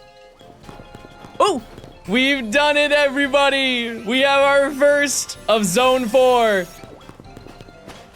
Baug Gaming. But for me personally, I don't think there are enough games on the N64 to make me want to spend that much. That's a tasty treat right there, whatever it is. It's a Spinarak. Oh. When does it end? Wait, so what did Matt find? Who cares? Look what I found. Oh, there it is. Oh, he's trying to get out. We've done it, everybody. So while we do have 2 new entries for our collection, it's a little bit of a rough ratio. Later in the stream, I found my 5th Spinarak, a Ghastly, and 1 special encounter right at the end. After a month and a half of droughting, we have finally found Gort number 19. In the evening, rather than continuing my hunts here, I decided to go for Riolu as I knew that I was going to find a ton of shinies during the streams, so why not dedicate as much time as I can to what's more important. This didn't really go anywhere, but I did find a shiny Badu on the other side of the building. Everyone, say hi to Bubby. The second day of Rancherama went pretty much how you'd expect it to, our 3rd shiny Ghastly, and the next one was even worse. I saw it! Editors, do a replay. That was frame perfect, lock in. I should be playing Counter-Strike with how well I reacted to that. Oh, look at him. Come on over here. Come on. Yeah, oh, you're very nice. Oh my God, you're very mean. All right, there we go. That is the last day Pokemon that I needed for right now, which means it's now time to do a big change. With this Pokemon obtained, I decided that since I was already over odds for Riolu again, I didn't really care anymore and I wanted to take advantage of the benefits of having the day-night cycle active. I probably won't be the first person to say it, but realistically, it would have been a lot better if I didn't go about it this way. Not necessarily because it would have been easier or made me more lucky, but I did miss out on a ton of opportunities to find shiny alpha Pokemon by this point, which would have added a lot of extra spice to some of the zones. In order to make this all happen, we have to do a couple of missions that need to be reported to the Looker Bureau, which means that my chat and I had to make a very important decision. So here's my request. Please, give me a Pikachu. You won't walk away empty-handed, of course. I'll be happy to trade you my Heracross. Now here's the thing, chat. I have to complete all these side missions with shiny Pokemon. I fear I may have to make the ultimate sacrifice. Now, on the upside, I have about 5 of them. May I present to you our first possible trade. This is Cucumber, the female Pikachu. Very cute, very kind, has a lot to say. Next Pokemon, P, who is also a female Pikachu. Medium, small. Okay, this one is baby. I didn't know that. What natures? I guess that is also important. The first one is lonely. This is gonna be so difficult. The next one, there's no way that you are just making it so hard for me. That's just stupid. Well, we do have a third option, who is a male Pikachu named Yellow Rat. Now, I don't know what type of emotions I was in during this period of time, but I promise you, it's a term of endearment. What nature is it? Brave. Well, you're gonna have to be pretty brave, Yellow Rat. Because you're about to embark on a new adventure. After watching an NPC register Shiny Raichu before we even do, I made my way back to the Looker Bureau to battle Emma and finally get assigned our next promotional match. Bro was in queue for 58 days. After taking a moment to admire our new unlocks, I realized that there was another new thing that we could do now that we can venture into the night. We can now start missions to activate Holovators. The sun is getting low. This is the first time we've ever got that notification. I have no idea what is up here aside from, I believe, 3 Pokemon. Okay, well, there's one. There's also a Scatterbug over there. Is there anything over here, though? Look at that, chat. Oh my goodness. Wow. That's so cool. Oh, look at him walking. Wow, that was really easy. Well, at this point, I still had to track down the final Pokemon for Zone 4. I figured that I made enough of a dent for the time being to get back to our main goal. So I made my way back to the rooftop for Riolu, and as much as I hate to say it, it's really not that inconvenient to change the weather in the game. On the upside, there are still so many Pokemon that have potential to be an alpha, and hunts like these are our best chance at making that dream come alive. You might also have noticed that we're no longer in the original spot that we started hunting, and this is something that I've been quietly doing for a majority of this challenge. While Shiny Luck is Shiny Luck, optimizing the speed of our hunts to ensure that we can get everything as efficiently as possible can lead to enormous time cuts. And this little path for Riolu not only gives us a clear sighting of every spawn, but it also saves 1 second per encounter. Listen, on the surface that sounds silly, but this teeny little time save yields me 50 more encounters per hour. But at this point I've been hunting here for about 20 hours, so I was destined to have another offline lock-in. And I spent the day shiny hunting with Absol in hopes that I could continue the streak of being mentioned in nearly every video that he uploads.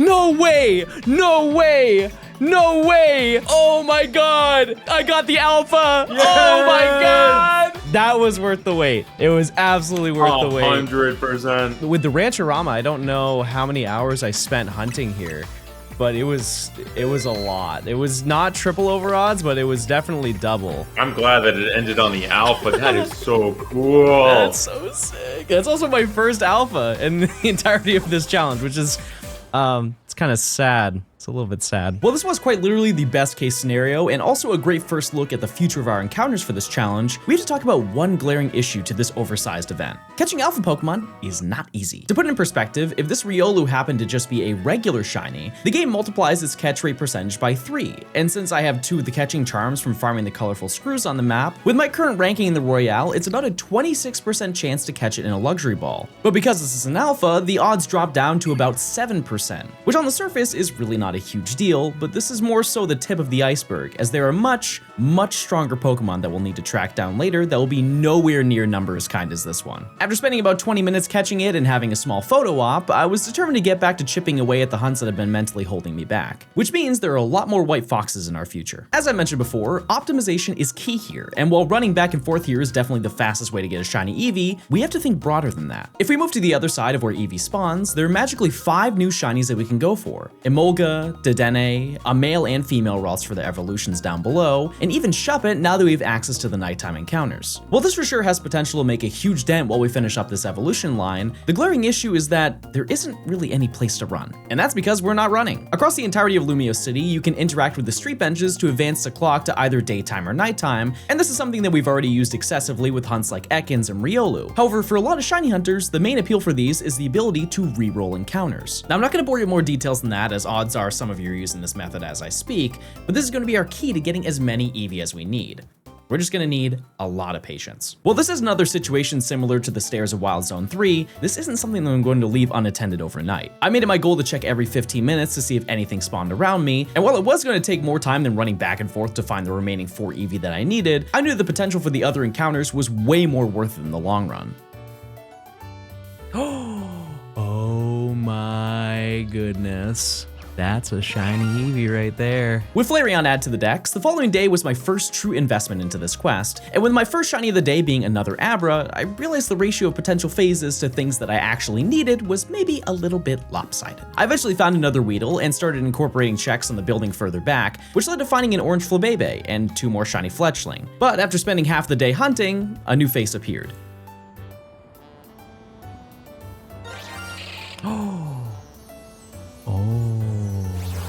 Oh, that's very nice. Later on, I found another shiny Eevee, which was finally something under odds, and I evolved it into by far the worst shiny evolution.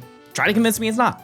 We all wanted to have autumn colors. Later on, I was able to find our first shiny Ralts in the tree section below, and while this leads to 3 new entries in the decks once we evolve it, we still have to find a male one, as Gallade is also available in this section and will need to be completed. What can I say? Things were starting to improve. My big game plan was actually working out for once, but I knew that with the more targets that I found, the more likely I was to phase, and it was getting to the point that I could just predict when they'd happen. Is it shiny? It absolutely is.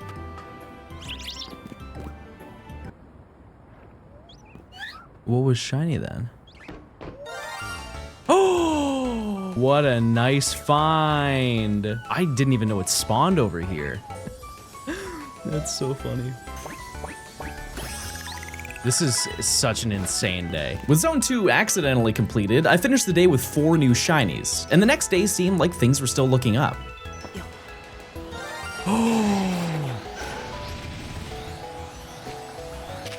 Oh no! That's so good and so bad at the same time. On the upside, I hadn't evolved the other one yet. With my second Abra and yet another female Ralt, it kinda only got worse as the next day I found a Shuppet, Fletchling, Weedle, and what, my 5th Abra? I don't know, I've lost count at this point. Later in the day, I finally found my 7th Eevee, and in my opinion, I saved the best 2 evolutions for last.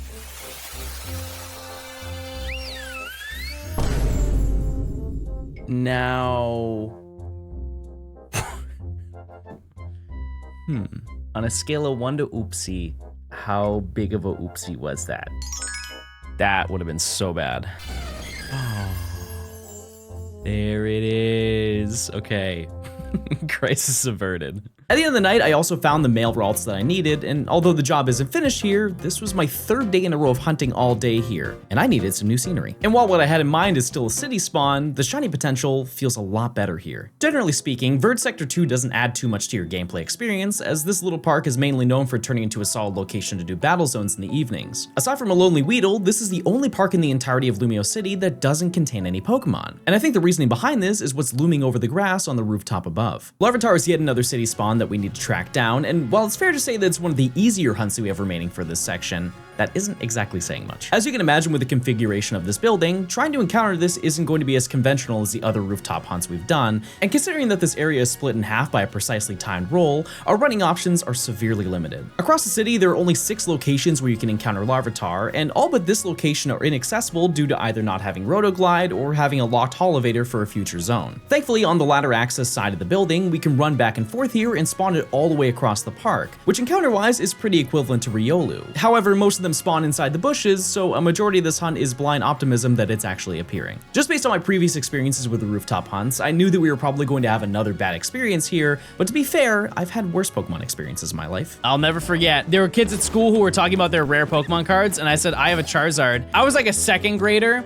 and they were like 5th grade, and they're like, no you don't. There's no way you have a Charizard. And they're like, okay, prove it. Show up to school tomorrow with it. I said, all right, bet. I show up to school tomorrow with the Charizard. I'm like, I've got it, see? And the reaction was, oh wow, yeah, you actually do. Oh, that's cool. That was the end of that story. However, like a week later, I'm in my bedroom, it's like on a weekend, and my mom's like, John, can you come here for a second? Did you bring your cards to school? And I was like, yeah. She's like, all right, well, you know what happens when you bring your stuff to school and you don't pay attention? She grabs my pants from the washer and pulls out the card. But here's the craziest part about that. I had it in a top loader because I knew better, and the water somehow only poured down the back of the card. So the front of the card looks, honestly, it doesn't look good, but it doesn't look, it looks like a 2nd grader owned it. See, that looks pretty good, right? It looks like a pretty clean card. Like there's not a lot of scuffs on it. Oopsie! The following day I planned on streaming, but it ended up snowing. In Georgia. And if you know anything about snow in the south, if the power goes out, it's not coming on for a long time. Because I didn't want to potentially be live for only 30 minutes, I decided to do a little offline hunting to see how much I could do, and thankfully I was able to get in a full day of encounters. And while I was making a ton of progress encounter-wise, the visibility thing did not make this very enjoyable. After checking the map, I realized that south of here in Sector 4, there's potential that we could hunt it from the opposite angle, so I made my way over there to see what my options were.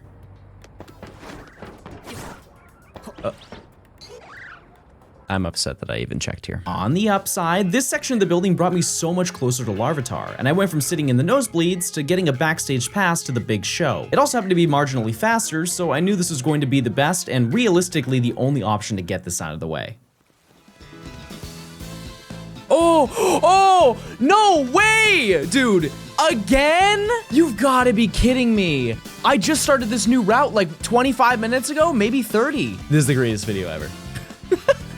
So crazy. The most difficult part about this one is I have to get over there. Definitely went over odds for that, but I mean, who's to complain when it's an alpha? Now, while this is all well and good, remember how I mentioned that Alpha Riolu was hard to catch? This Larvitar is level 32, which is not only way above our obedience level, we have to keep in mind the difference in catch rate. Riolu's catch rate was 75, and this is 45. Considering that I want to catch this in a luxury ball as well, off of just these two factors and my only 2 catching charms, the odds drop from around 7% to 0.37%, which turns throwing about 10 balls into 300. Naturally, I bailed on that idea pretty quickly and used Dusk Balls instead, but even that resulted in a 3% catch rate. So when I tell you that this took well over an hour to just catch it, you probably wouldn't be too surprised. With this obtained, we had knocked out one of the final remaining alphas and finished the first month of the year with 22 new shinies, which poses a new initiative for February. At this point in rank Y, there are only 10 more shinies that need to be completed, and generally speaking, most of them are not very convenient to track down. Each of these hunts pose a sense of difficulty in their own unique way, and I wanted to make it my goal that I would catch every single one of these Pokemon before the end of the month. Ambitious? Sure, but definitely possible. Right after Larvitar, I started doing research on trying to find the best places to hunt all of these Pokemon, and overlaid them on a big map of the city to see if I could find some hunts where multiple on the list could be worked on. As you can probably imagine, we're going to be bringing back the bench for a majority of these hunts, and our first location is going to be a place that we newly unlocked. Wild Zone 3's cousin contains easily the most shinies that we have left for this section, as we can get Emolga, Spritzee in the market, and the crown jewel of Mawile behind us, which is by far one of the most daunting, as there's not many other locations on the map where we can encounter it. For the night and following morning before stream, I spent time testing out this location, and as you'd expect, there was a lot found that we didn't need. But I did manage to find a shiny Spritzee, which to be honest, I kinda expected to be the first with how much time I've already spent re-rolling the market in this challenge. And with another Gort and Scatterbug, I was content with putting this hunt to the side for the day, as I had something a little bit more exciting to track down on stream. The game plan for this day was simple. We get our shiny target, we farm some colorful screws, and then we hit the battle zone. Scraggy is gonna be our sweet little treat, and I was informed on a really solid location to hunt them a few weeks back. And I figured that it'd be nice to showcase some of the less grindy hunts on stream, as by this point my chat had seen me run back and forth more than they probably have done themselves. Behind the Pokeball Boutique across from Quasartico, there's a small alley that spawns them at nighttime, and by fast traveling to the restaurant next door, we can spawn 4 to 5 of them after a short walk around the corner. Out of everything that we have left in this section, I knew this was by far the easiest thing we had to get, and even if we did go over odds, with the amount of encounters that we did per hour, it really wouldn't take up too much of our time. I'll end by hunting Scraggy. I think we've been at it for... now. It doesn't matter, actually. Ah! Scraggy! Yippee! Okay, let's get out of here. 9 left. With a third of my plans completed, I spent an hour running around the entirety of Lumios, trying to get as many of the colorful screws as I could get access to, which is a lot more tedious than you think, considering the majority of them are much easier to get once you have access to all of the Holovators and movement options. But listen, all of that extra navigating paid off though, because we found Gort number 24, and we needed that one. While there were a bunch of different options as to what we can put our screws towards, I figured that long-term having more money will make a bunch of our future hurdles a lot easier to manage. Realistically, I should have invested a little bit into experience, but in my opinion, this is the only section where we're really going to have to worry about getting a lot of XP. After taking on the battle zone to test our new charms, I felt that I had enough money to hold me over for a couple of new outfits, which meant that it was time to try and knock out another hunt. In my opinion, Shiny Dratini is easily the most interesting, but also the most overrated hunt out of the remaining 8 that we need to grab, as the potential of what can come from it is insane, but it's also a hunt that I've seen everyone on Earth go for. Just like Larvitar, there are only 6 locations where we can find one, and only one of these really seem worth our time. Between blue sectors 8 and 9, we can run between the buildings to spawn one in the far distance, and while I think I've officially run out of new things to say about a rooftop hunt, this one does have a special factor. This spawn point also has a 20% chance of being alpha, just like Riolu and Larvitar, but the really rare moment is the potential of finding a Dragonair. With only a 5% chance of appearing, I wouldn't bank on seeing it anytime soon, but here's the thing. I don't want to. Finding that would be the greatest and worst thing to happen in this challenge, as it would easily be the best shiny encounter that I'd have in this entire journey, but it would also require me to continue hunting here again to get a Dratini. Aside from that, this hunt went how you think it would, with the small exception of trying to navigate running on the bridge without falling off the roof, as the climb to get back up there was not exactly a Holovator away. Don't fall, I'll never fall ever again. I know my route too much. I was able to triangulate all of my movements now, and so now I understand what my limits are and what I can do. You'll never see me, if I fall again, I end stream. Well, chat, thank you so much for stopping by. I'm getting real tired. It is time to pack it up. Off stream, I went back to the Mawile hunt and found 2 more shiny Swirlix before calling it a day. And then I got back to the old grind in the morning. After falling off the roof way more times than I'm comfortable admitting, I decided that maybe this just isn't the best spot to try to get this. So I spent part of the stream trying to figure out which location would be the best fit for us. After doing a lot of trial and error, most were either not accessible, were only available during certain weather, or required a level of focus that my brain did not want to invest. So with our original idea back on board, we spent the entire day here again, and to no surprise, we are over odds and still falling down. Off stream, I ended up phasing on a Flabebe and a Pat Rat while testing another future hunt, so I think it's fair to say that things were on a downtrend. But I knew just what to do to bring up the vibes. This right here is Jack. Say hi, everyone. Hi, Jack.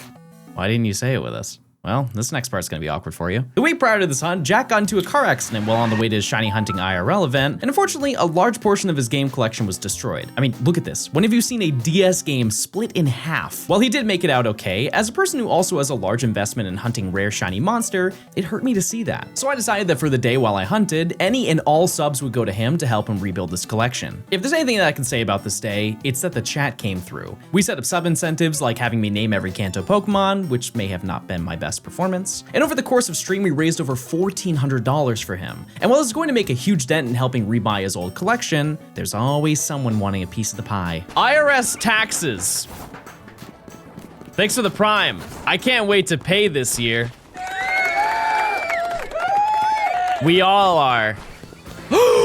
Yes! Yes! 3 for 3, baby! That is a shiny pink Dratini. That's absurdly cool. Just to put in perspective, chat, Riolu was a shiny alpha, Larvitar was a shiny alpha, Dratini is a shiny alpha. For each individual one, it's a 1 in 5. So that means the odds of me experiencing this certain John Gaming timeline is 1 in 125.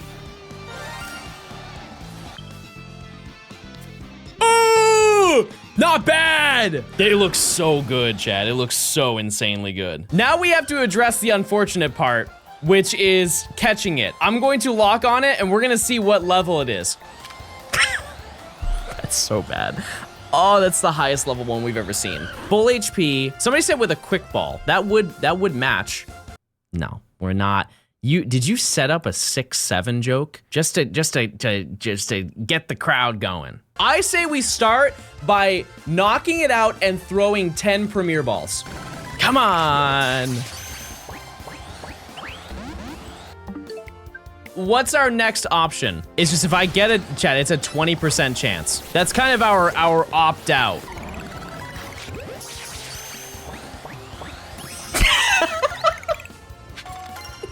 Yes!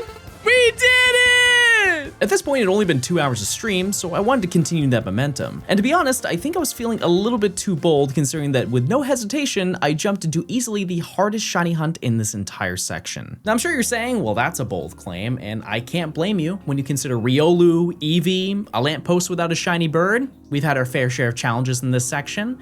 What if I told you that there was a third Pokemon that required a weather pattern? Despite having 21 different locations on the map, in my opinion, Goomy is by far the most difficult Pokemon to obtain within rank Y, solely from the fact that it will only appear when it's raining. If you tried completing the Pokedex in this game before, it's well known that Goomy in particular is a rough case, as rain is a very rare event through natural gameplay. And even when you do get rain, it doesn't stick around for too long. In many cases, it's as short as 5 minutes. Out of all the locations available on the map, there are only 2 spots that I feel are worth trying to attempt this.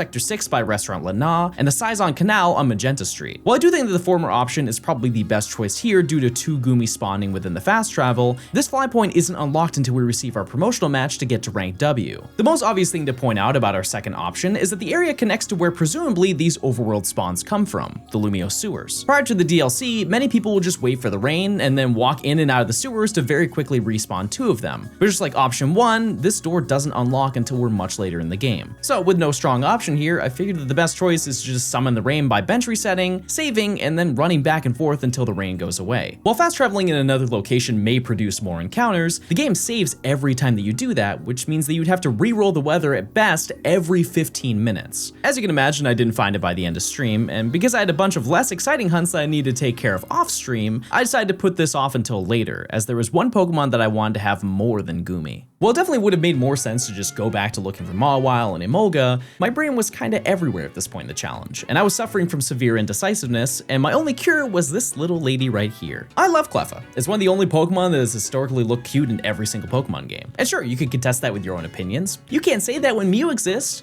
Clearly, we haven't played Red and Green. In Blue Sector 6, we can bench reset for Cleffa, but also chip away at trying to get every single Shiny Flabébé color for a future side quest, as the white one spawns nearby too. Right off the bat, I was graced with yet another Gort, which wasn't exactly a great introduction to the area, but knowing my history, I figured that I should just get comfortable for the inevitable. As I continued hunting here, I noticed that in the opposite building behind the bench, I'm also spawning in Dedenne, which just happens to be one of the final 8 hunts that we needed for this section. And between checking here and the spawns around me, I found quite a lot. A white Floette, 2 more Fletchling, Esper, a Pidgey on a lamppost below, a 4th Fletchling, and yet another shiny Floette, which is not surprising, but definitely not ideal. Eventually, I did manage to get shiny Cleffa, but my mic was muted for the entire encounter, so to compensate, I'm just gonna freestyle what I was saying on the fly.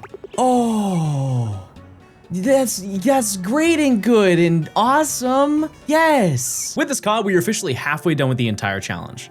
Oh my god. We've already phased like 100 times. While I marinate on that realization internally, I decided that I'd put Mawile on the back burner for far too long, so the time that I had left in the day, I did some resets to see if anything else was in our future. I ended up finding Pansear, which was easily the most unlikely thing I would have imagined getting in this area, as I had no clue it was within the spawn radius and it just happened to be shiny on a market check. But with another Swirlix and Fletchling, I wrapped up the day with a pretty absurd list of finds, but only one that actually progressed us further. The next morning I continued resetting, and with the sheer number of phases that I had experienced in just this general area, it got to the point where I don't even think I really knew what I was looking for. Is that? I can't tell. We're so up. There we go. All right, 6 shinies left. With another Gort, Pansage, and Patrat in my clutches, there was something glaringly obvious about this location. I wasn't even sure if Mawile was actually spawning. While I'd definitely been in this area long enough for it to shine, it's more so the fact that there's a 50% chance that this spawn can also be Shuppet. And being this deep into hunting in this area, I would have figured that at least one of them would have shown their face. But considering that Emolga is no longer something that we need to look out for, I decided to investigate to see if there was anywhere else that we could get a better viewpoint. And conveniently, there was one spot just a little bit down the street that gives us a clear shot. Now, I knew that bench resetting would be a lot slower than doing run resets, but considering how small this area is and my history of not being able to stay on buildings, I felt like for now this was going to be our best option. Wait, that's not shiny, right? Wait, that is! It looks really shiny, but I also hear there's no way that's the sound. Am I losing my mind, or is that also shiny? It is! Oh my god, it is! Oh my god, that's crazy. I thought it wasn't. I got so close. That's absurd! That's back-to-back days that I found a rooftop shiny. Like, I'm getting paid back in full. That's absolutely insane. I cannot believe that I got it that quickly. Now that we reached the halfway point and completed what I'd like to think are most of the tedious remaining hunts for this section, I made my way back to stream to track down a Pokemon that in reality should have been found the first day that we unlocked this section. We are going to be finishing up Zone 2 today, and I believe at nighttime a majority of the spawns replace from Magikarp to Staryu. Just like the last time we were here, the path to spawn and everything is the same, but considering how I had already caught a few Magikarp in the process of getting everything else here, I know that there was a very high chance that I would get what I needed today. You've had the same Alpha Patrat 5 times in a row, by the way. There's no way it's that shiny Alpha Rat. Remy Red! He's here to cook us a meal! Thank you, thank you, thank you, thank you, thank you, thank you. Stop everything you're doing and look at what I just found with my eyes. I don't know how long that's been there, but it's been there for a hot minute. One phase and the phase is an alpha. Not catching me complaining about that one. While I was glad that I was finally able to add this to the collection, there unfortunately is another nighttime Pokemon that I still haven't finished hunting. Despite spending quite a healthy amount of time in the cemetery during Rancherama, I still need the shiny sword. So I prepared myself for the hordes of Spinarak that were going to swarm me in the following 5 hours, but surprisingly, that didn't happen. It was Kakuna first, and then they showed up. But hey, we love variety. With another Patrat and Ghastly found, I was fully expecting this hunt to take a lot longer than I had wanted, and while this definitely became true, it's not in the way that you'd think.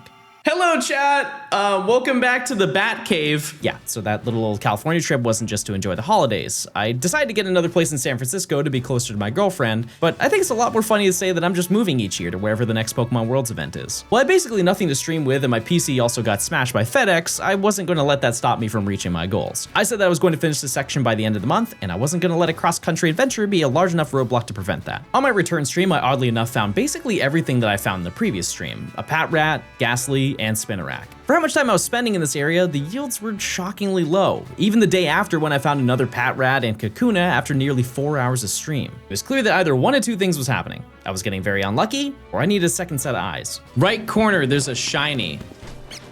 Oh my god, we got it! Oh my god! I do not know how you saw that. I'm gonna be so honest with you. He's a little shy. No, you can come out. It's okay. With only a week left in the month to reach my goal, that night I immediately began hunting for the final evolution that I needed, as I felt this was the last one that had the most uncertainty. I immediately started phasing with Shuppet on the first check, but to my surprise, I actually found what I needed shortly after, as the Dedenne in the corner finally decided to shine after being a fletchling on about 5 different occasions. But listen, that didn't stop them from showing up, because a few hours later, I got my 30th shiny fletchling. And while normally there wouldn't be much to say about the Gort Empire anymore, this one was an interesting situation.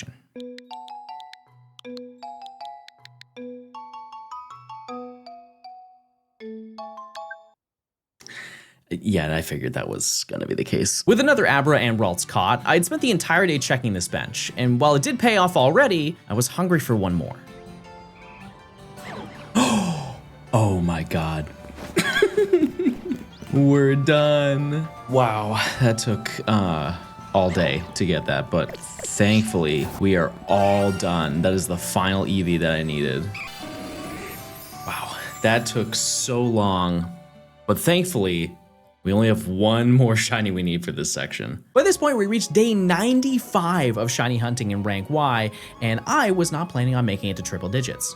With Shiny Gumi only left for this section, I went live with the intention that I would not end stream until I could say that I was done. I think it's important to note that while obviously everyone was itching for me to be done by the end of the month, I was also on an even tighter schedule. If you know anything about Pokemon, February is a very important month, as it's not only the anniversary of the entire franchise, but it's also the month of new reveals, future plans, and especially shadow drops. I knew that if something good was revealed on Pokemon Day, I didn't want to miss out on playing it, but I also didn't want to put this challenge to the side on a cliffhanger that took me over 3 months to get to. Regardless, I wasn't the person who could make that decision, as it was the odds that determined our outcome. Wait, we got it! We got it! I'm gonna be so honest with you, chat. I was mentally about to clock out. There it is. Look at him and all his goo. Crit. Yes! Yes! Yes! We did it! And with that, chat, we have finished the first section of, well, not, we still have a lot more to do. Now, I know it's been a while since we've done an end of the section recap, but even though we do have everything we need, we still have to evolve our grocery list of shinies. And to be honest with you, I had zero clue as to how we were going to pull that off. Initially, I figured that the battle zones were going to be our key to doing most of the work now that we can farm them infinitely, but with how high some of the evolutions are for this section, nearing the end, it could take hours just to get a single level up for Pokemon like Dratini and Larvitar, so I needed to do some research. While it may seem like there aren't really any other options for us at this point, one thing that I noticed later in rank Y is that with every alpha Pokemon you catch or defeat, there's a chance you'll be given experience candies. I began doing tests with ones that I fought previously, and I discovered that depending on the rarity of the Pokemon, the more likely you are to get better candies. For Pokemon like Alpha Fletchling, you could expect to get a small candy that yields 800 XP, but for Pokemon like Dratini, there's a chance you can get medium ones which give 3000. For the evening after stream, I spent time trying to figure out an alpha farming route with the intention of being able to defeat all of them with just enough time to loop back around to the beginning to fight them all over again when they respawn. While I did manage to organize this pretty quickly, my assumptions were correct about Pokemon Day, as Fire Red and Leaf Green were shadow dropped on the Switch. As much as I deep down wanted to get through the grind, I've been waiting on the GBA ports for the better part of a decade, and you are not going to catch me missing a peak opportunity to complete another Pokedex. Thankfully, that only took me a couple of days to record and edit, and before you know it, I was back to actually starting the grind. The night before stream, I decided to get a little head start on optimizing, and I found out that by fighting every alpha in zones 2 through 5 and then the Alpha Dratini, I was able to get around around 10,000 experience points per loop. In some cases, I'd only get like 7,000, but on the other hand, I'd sometimes get extra medium candies that turned it into 15,000. I also happened to find a shiny Bellsprout, which showcases that we phase in this challenge even when hunting is the last priority. Once I had the general idea of our route down, I spent some time calculating just how much experience each Pokemon needed based on their experience group, as well as the level that we caught them at. The results were definitely interesting. Does anybody want to take a guess how much XP Larvitar needs to get to level 55? It's a lot of levels. 30,000? That's a good guess. 96,000? That's also a good guess. How about we try 144,652? And that's one Pokemon. Although your mileage may vary if you attempted this challenge yourself, based on my calculations, we need to get around 878,197 experience points, or nearly the equivalent of trying to get a little Togepi all the way from level 1 to 100. Okay, I don't really know why I gave that example because it makes it sound like it's easy, which it's not. So I began my path through the wild zones, and I immediately came across 2 shiny Spinarak at the same time in zone 4, which to this day, I'm not sure if I just missed this area when I was hunting or just got extremely lucky. But after 40 minutes of running through the city, I was finally able to evolve our first little batch of Pokemon to get Ampharos, Watchog, and Roselia. But its evolution is gonna take a little bit more work. Despite us having access to the Stone Emporium for things like the evolutions, the more special stones are randomly thrown across the alleyways of Lumio City. And while there are resources online that indicate where every static item is, there's still a ton of trial and error since quite a few of these locations are still inaccessible due to our movement limitations. Thankfully, during the process of finding one, I accidentally picked up my first Moonstone, which is another item that we couldn't buy at the shop and will help cut down any more extra traveling for this section. After getting Roserade, I took care of some of the less grindy members like Gyarados, Starmie, and Florges, and then proceeded to spend another hour in the loop, which yielded me a lot more evolutions than I would have imagined. With this, I was able to get Go-Go,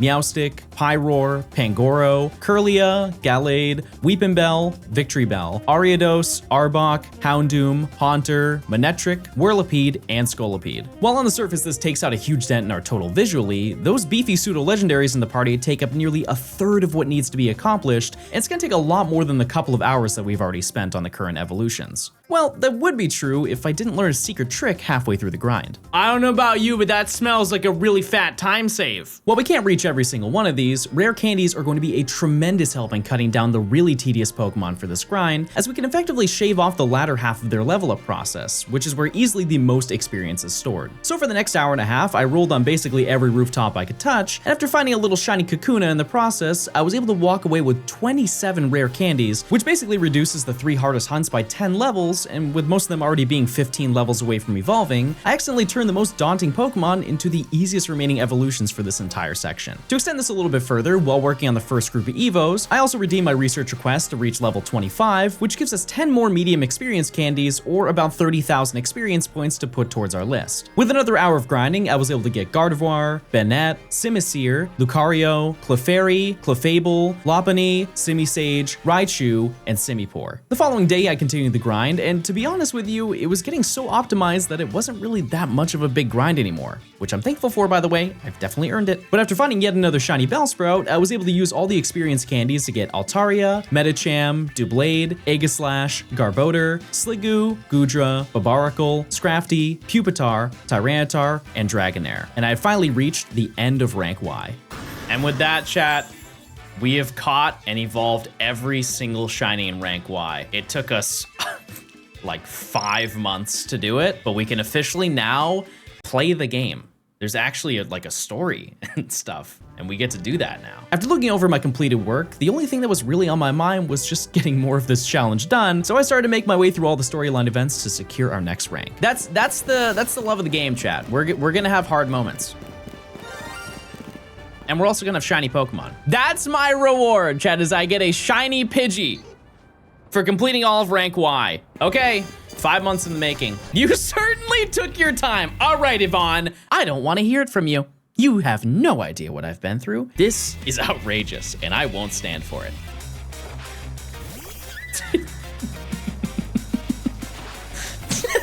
Nightmare is a very fitting name for T-Tar.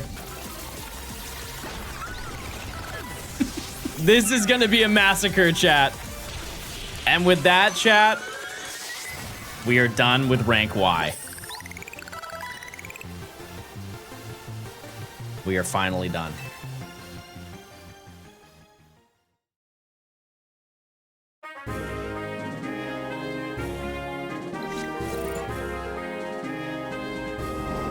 We've now reached the third section of our Lumiose adventure, which means that we have yet another list of new activities to take on. Let's start with the most obvious. How many Pokemon do we need to get for this section?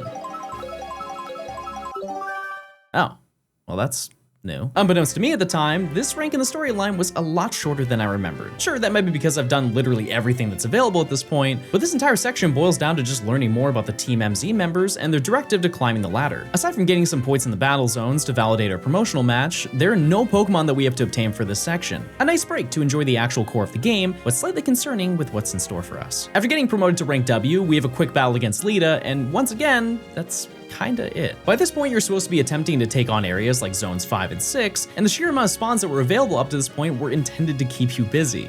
And boy did it. And while there are no new areas unlocked to expand our collection, there is one long-awaited task that we can take on. All the way back in Wild Zone 1, we can talk to a trainer that heard of a rumor of a shiny Mareep being in the area. And after well over 300 hours of hunting, we can finally obtain a Pokemon that's been encounterable since the first 15 minutes of the game. With this add to our team and Rintaro taken down, we're promoted all the way to rank V with a total of 115 shinies in the dex and 131 phases.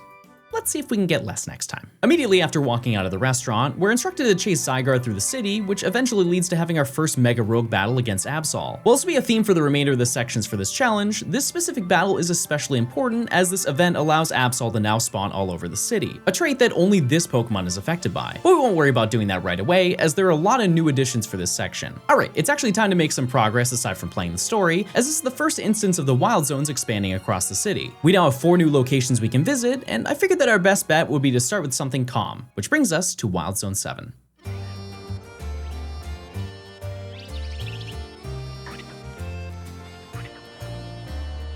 We're once again brought to one of these circular wild zones, which contains a solid mix of new and old shinies, but our potential for checking off more of the dex is really in our favor. On the outside ring, we have a couple of chances at Vanillite and Roselia, Kakuna, and a few of assorted Floette colors in the back, and finally the big grind in the middle, where there are 3 spawns of either Hippopotas or the 10% chance for Audino. At nighttime, the hippos are replaced with Shuppet, so for the time being, we're only going to be hunting during the day, and we're free to not care about the clock once Hippopotas is in our possession. To start out, I spent some time catching all of the new Pokemon to complete the area to unlock alpha potential, and the guaranteed one was definitely a chat favorite. Yep, they named him King Gort. Now, while that's obviously not the priority here, one thing is for certain. This is a fast location to get a shiny. After testing out the best ways to spawn everything in without getting bullied, we found out that I'm able to spawn in all of the Vanillite and center spawns by running towards the exit on the right. And since that only takes 10 seconds to do that, we average nearly 1,800 encounters per hour, and that's just for the shinies that we want. Because we somehow had already jumped 3 ranks in the same day, I was definitely content with calling it a day. But the next day, I started right back up and very quickly found our first shiny of the section. Ice cream! The first member of rank V. Also right next to an ice cream truck. How fitting. About an hour later, I caught arguably the sassiest Roselia of all time, and while technically this was the first time I found one of these, I was way more interested in finding something in the grass circle. Is that shiny? Oh! No! King Gort! We found the only alpha that's guaranteed here. We've done a lot of resets today, but not that many. There we go. King Gort has been obtained. The following day I had another nice moment with some shiny ice cream, but with nearly 8 hours invested in this section already, I was getting a little bit confused with the Audino situation. Sure, I didn't expect to get one right off the bat, but surely at some point Hippopotas would like to show its face. In a weird way, this motivated me to work even harder, as I knew that one of them was right around the corner. Statistical probability speaks above all, and I just need to put in the time and— wait. A few minutes later, I managed to encounter 3 Audino at the same time, which is a 1 in 1,000 chance. So quite literally every bad outcome was being thrown my way. Naturally, that was enough streaming for the day, so I spent the evening in silence, hoping that maybe, just maybe, we'll actually get something that we want. That's statistically not even possible. A little bit later, I phased again with a shiny Magikarp in the river behind me, and it's important to note that during the course of being in this entire area, after catching this shiny, Magikarp never respawned, which means that my challenge has reached the point where we're physically affecting the habitat of Lumiose. Great! After finding a shiny Swirlix on the rooftop across the street, I fully accepted there were truly no bounds to the unpredictability of this wild zone, but the following day I went right back to the grind and immediately found another shiny Vanillite, making this the 8th phase so far in this section. And while I was fine with getting closer to building a living dex in this game, I was really adamant about keeping that number nowhere near rank-wise total. I knew it. I knew that was shiny. Oh my god, that took so long. All right, that's another one down. About an hour later, I ended up finding another one, which was a little bit of a slap in the face since the first one took 10 hours, but statistically knowing that I'll see another 8 of these before Autono, I knew deep down it was a step in the positive direction. At this point, things were getting a little bit more optimized since I didn't have to worry about the day-night cycle anymore, and the shinies really started to roll in. Wow. Was it 2 or 1? Oh, it was just 1. Ice cream.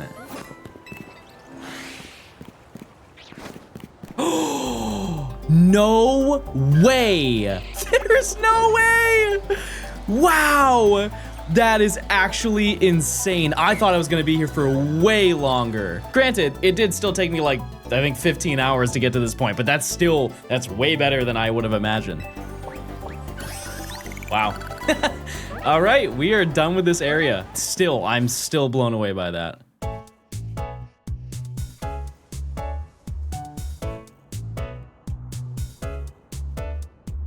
This is Wild Zone 9, arguably one of the most difficult locations in the entire city. High and low in this area, all of the Pokemon are masked by the large collection of buildings, which not only makes it hard to traverse quickly, but it's also difficult to spawn Pokemon in. At the entrance, you're greeted by a couple of Sableye on each side, Kadabra and Mawile further back, and an absurd list of encounters on the rooftops of each building. In the center, we're greeted by an Alpha Meowstic, more Kadabra near the front, a few Mawile in the corner, and finally a large collection of Carbink are scattered just about everywhere else, making it arguably one of the easiest shinies we'll have to track down. Despite it being a lengthy ladder climb to reach Carbink, the path to encounter them, as well as Sableye, is pretty reasonable for how chaotic this location can be. By following the right pathway to the entrance, I was able to reach the roof in about 35 seconds, which spawns in 2 Sableye and around 7 Carbink. So I knew that realistically on stream I would find one of them, I just knew that based on my previous location that it was going to be a little bit of a grind. I think Platinum will ever be released on Switch. I think a lot of other stuff needs to happen before that's even a conversation.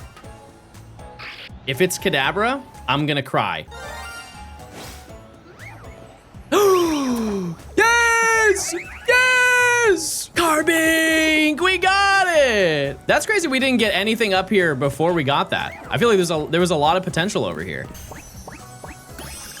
Cool. All right, that was the hard one of the 2 here, and so now we just need to go get Sableye, and we're out of this area, and maybe we can do that today. Obviously, like I said, we have the 2 Sableye that are right here. But additionally, we have a Sableye right here, but based on our little radius map that we have, which it does make it a little difficult. And so you know what? I think we're gonna make a new close zoomed in radius map. So I'm just gonna set a marker like here. Where are you? Oh. Bird lore. After figuring out my new pathway for Sableye, I spent some time off stream tracking it down, and because our route was cut down by about 20 seconds for double the Sableye spawns, it didn't take too long before I could confidently finish off yet another section.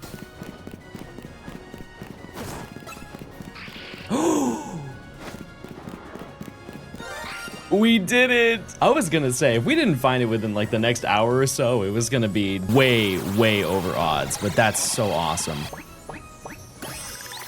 All right, that is the end of Zone 9. We only have 2 more locations left, so we are really, really zooming through this section. While things did work out really well here, what lies across the street won't be as kind.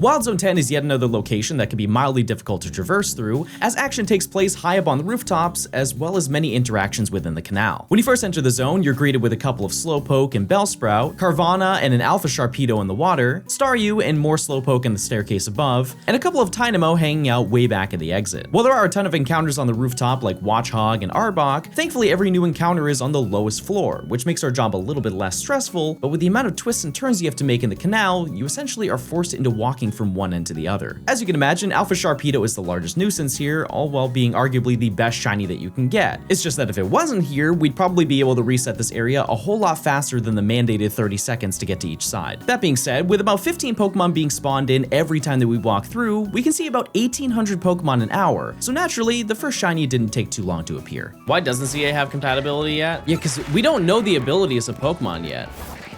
Ooh, but I know that one! I know that Pokemon's ability. It has the ability to be shiny. It's gonna chase me up the stairs. Oh, there it is. While we are early into the zone, I really wanted to analyze this location and figure out the most optimal order to track down everything here. Obviously, Tynamo is going to be the largest pain due to it being the furthest encounter from the spawn, so I decided to prioritize this hunt and found a new spawning route on the opposite side of the zone. By walking down this alleyway, I was able to isolate just the 2 Tynamo, and while it was going to take a long time, I knew that my idea was foolproof. Well, for the most part.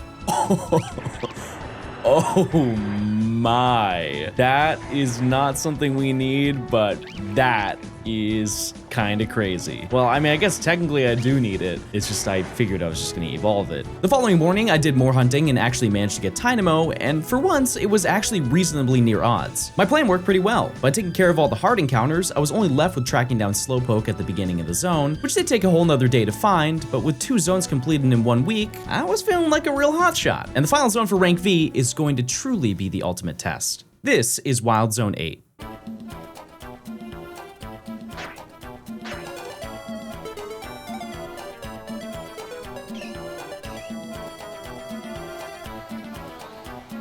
This location is essentially the desert of Lumio City, so every ground type imaginable is going to be in our future. On the outer ring, we can encounter Sandile and Krokorok, Machop and Numel close toward the middle, and finally an assortment of pits in the ground that have a 92% chance of Drillbur or an 8% chance at Gible. As you can probably imagine, this is one of those locations where realistically you're going to have to run the entire way through as everything here is out to get you. But on the upside, it's actually a lot better than it's supposed to be. Normally an Alpha Camerupt is the center of attention in this zone, but because we haven't completed the rogue battle yet in this section, it won't appear at any point. So if we're sneaky enough, we might be able to save a little bit of time walking. Wait! We have obtained our first shiny of Zone 8. Look at him. Oh, he's nice. Cool. All right, 1 down, 4 to go. While I was really excited to find another target on our first try, it did take me nearly 4 hours to just find this one Pokemon, so I took a break from streaming and came back to test my luck in the evening, and I was able to secure yet another new entry. What is it? Wait. Oh, okay. That's still good. That's still good. I thought that was Gible for a second. That would have been absolutely insane. It's important to keep in mind that since Drillbur and Gible are found in the same location, we're gonna see about 11 of these before 1 Gible appears. But hey, we got lucky with Audino, so anything's possible. After doing a bit more hunting, I realized that I was so dedicated to trying to track down all the new zone shinies that I didn't even consider that there are a ton of Pokemon outside of the zone. And I quickly realized that it's definitely going to be part of the routine from now on. I knew it. I knew it. There's gotta be one there. Oh my. While another alpha is totally welcome in this adventure, I would strongly prefer to not get another one here, as there were already plenty of faces that I had to deal with in the foreseeable future. Okay, this could be promising. Okay, it's another Drillbur. That's fine. I'll take it. Okay. Cute. Oh!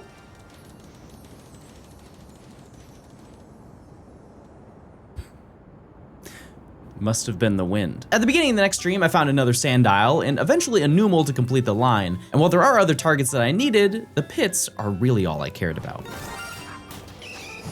What in the world is happening? Methinks that was a Pokemon in a pit. It wasn't, but that's still really good news. Cool.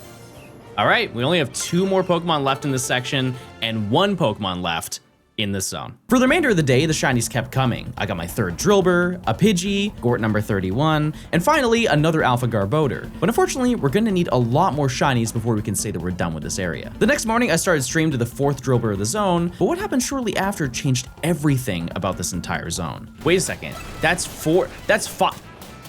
Wait, where all these holes come from? Look! Maybe this is our Gibble day. If you tried hunting in this location prior to the Mega Dimension DLC, you might have learned that for some reason, the pits are oddly inconsistent here. In theory, there were supposed to be about 7 pits scattered across the inner and outer ring of the zone. The only issue is that after visiting the location a few times, the number decreases to around 2 or 3, which is why most of the gameplay you've seen so far looks like I'm running through a barren desert in the center. Unfortunately, this is a bug that's been present in the game since launch, and the only solution is to knock out some of the pit encounters and just wait for them to respawn. Originally, I was told that I needed to knock out the entire area, but I quickly tested this and found that you really only need to knock out 1 or 2 and the area will update. The big downside is that this needs to be done basically every 15 to 20 minutes, but I'd be lying to you if I didn't say this wasn't worth your time. For the remainder of the stream, the pits were plentiful in just about every respawn, but there were not that many shinies to show for it. I did find another shiny Fletchling and shiny Garbodor, which was nice, but there's still a glaring issue with hunting in this zone. Now, we're gonna have an unfortunate conversation about this area. If you've dabbled with this location before, you fully understand what it takes to get Gibble, and it's definitely not a one type of stream endeavor. And while I did succeed in getting every other shiny in this zone, Gibble really didn't want to show up. And while I don't like spoiling most aspects of this challenge, for once, I truly have no idea how to express how much I faced on this area. It's never been this bad before.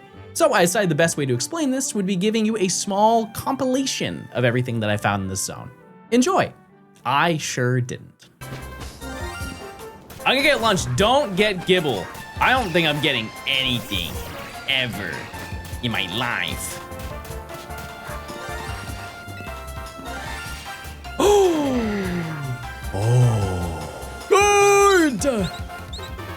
Good! No! And I don't like shiny Zeno. Ooh, we're at a Giants game now, but that didn't stop me from hunting. I got another Krokorok and Drillbur number 5, but surely it'll show up soon, right? Oh.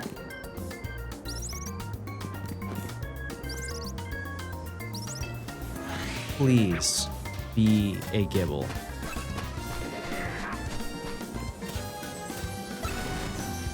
Devastating.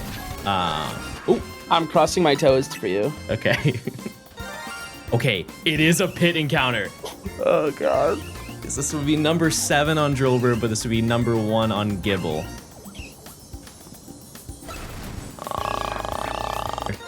Oh, it's double. No. Yep. Yep. That's a big guy. Oh. You know, I had to deboard my... What is happening today? What in the world is going on? Yay. Oh. Hold the phone, everybody. It is. Okay. This is Drillbur number 8. Yeah, it's Drillbur number 8. I gotta do my check anyways, so I might as well see the rest. Are you kidding? This is number 36. Yep.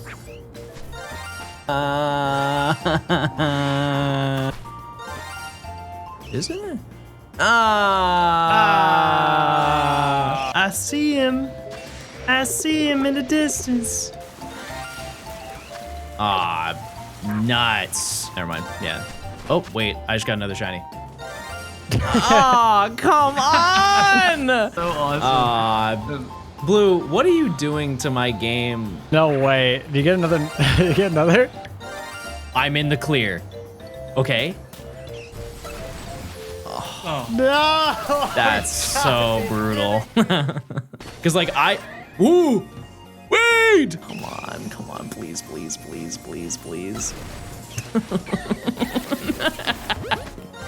Wait. Oh my god. Wait. Oh my god, I can't go over odds. I can't. This is a monumental moment because if this is a Drillbur, I have officially gone over odds. If this is a Gibble, I am free. All right, that does it. It's been a long time. Oh. No way. Okay. We're gonna be thoughtful and kind. This is a kind and thoughtful day. All right, it's no time. No!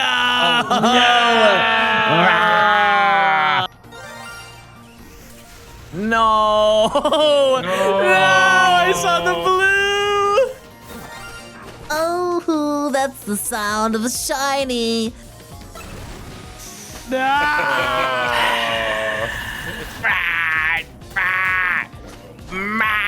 What might it be? Oh, it's Machop.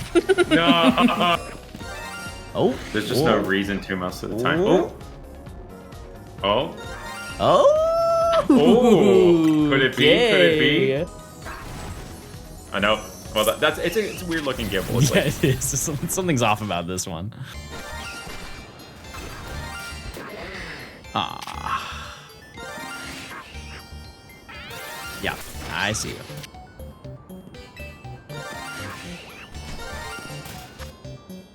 Okay, I had a weird feeling that something was going to be here. I don't know why I looked at that one. I've seen a lot of these, but something about that one speaks to me.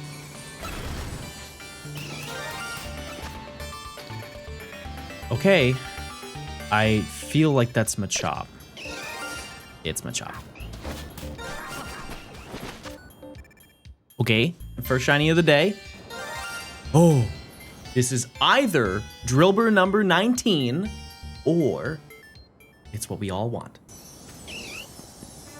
Oh, yes! Yes! Yes! Yes! Oh my God, I'm free! My heart is going so fast right now. Let's catch this thing. I cannot believe it. I really can't. That's absolutely insane.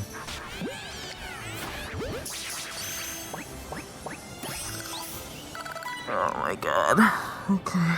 All right. I think that's the hardest shiny I had to get in this challenge. I thought it was gonna be Abra, but somehow it was a Gibble. During the course of that, I encountered 61. 61 for Gibble. And 19 of those, right? Was it 19? 18 of them were Drillbur. When you unlock a Chespin?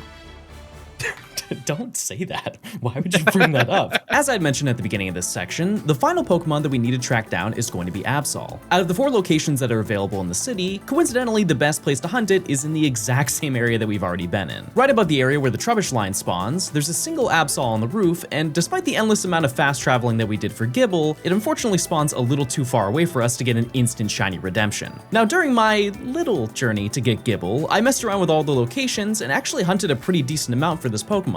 Mind you, the game plan was to stream a majority of this hunt during the day to then hunt this at night. And then once I knew how much I really needed to grind, this instantly was pushed to the back burner. That being said, I'd like to think this hunt is a lot more gracious than some of the other rooftop adventures that we've been on, as it's nearly impossible to fall off the roof, and it spawns under any time and weather condition. So the only thing that I needed to focus on was just getting it done. The only other thing to note is that at night, there's a chance that the battle zone will spawn in the area of Absol, and due to it having the radiating red walls everywhere, if Absol just happens to be in front of it, from this distance, it looks almost exactly like its shiny colors, which definitely got me more than once. Despite this, I knew that by staring at the regular model long enough, the shiny version would immediately pop. Oh my God.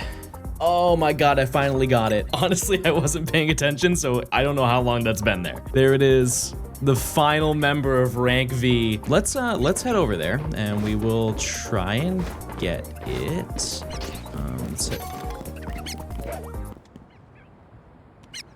I think that, yeah, that's shiny too. Oh my goodness. That's fantastic. There we go. All right.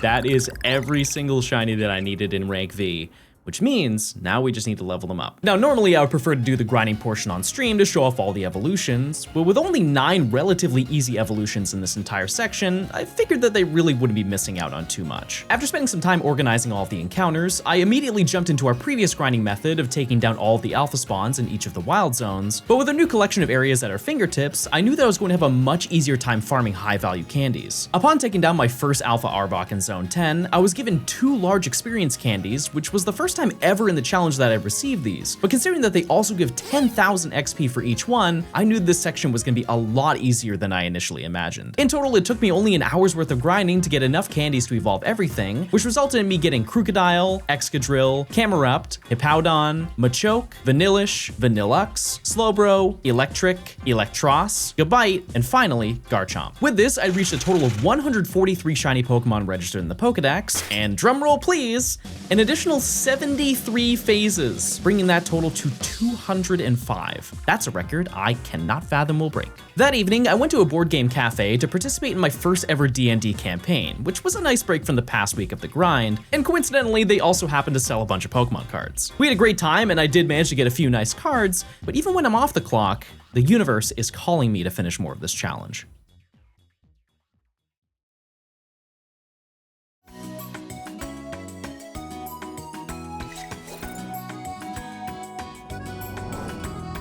In a way, the next section should be viewed from the same perspective as Rank W, as by this point in the game, we're still supposed to be making our way through zones 7 to 10, exploring every aspect of what's offered within. This means that once again, this section doesn't contain any new locations that we can visit. However, there is an old location that's now been updated. Now that we've actually begun the Quizartico storyline, we can finally enter the building and talk to the attendants to put all of those Mega Shards that we've been passively collecting to use. Not only can we now buy experience candies, which removes the need to alpha grind for the remainder of the challenge, but we now have the ability to buy Mega Stones for a large portion of the shinies that we've already obtained. Now, it's important to note that because the Mega Evolutions are in a completely different section of the Pokedex, a lot of enthusiasts of this challenge consider these to be part of each section. And while I do agree with that, mentioning that I evolved every Mega Stone for each section isn't going to be a large piece of conversation, as the shiny entry is automatically registered the moment that you purchase one of these stones. That being said, there is a new thing that we can purchase that's going to influence this section a lot more.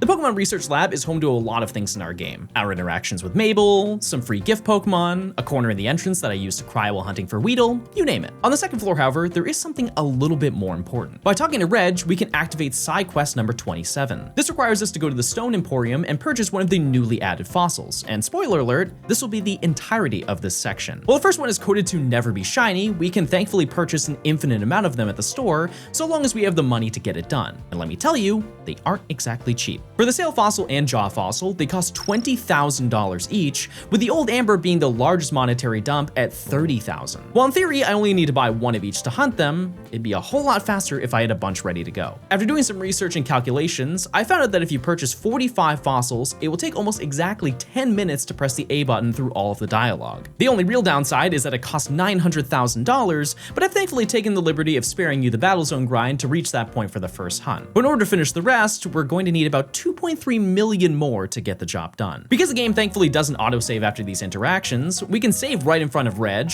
revive everything, check the boxes for a shiny, and happily restart the game to do it all over again. While in concept this was extremely tedious, you have to look at it from this perspective. This was finally something new for me.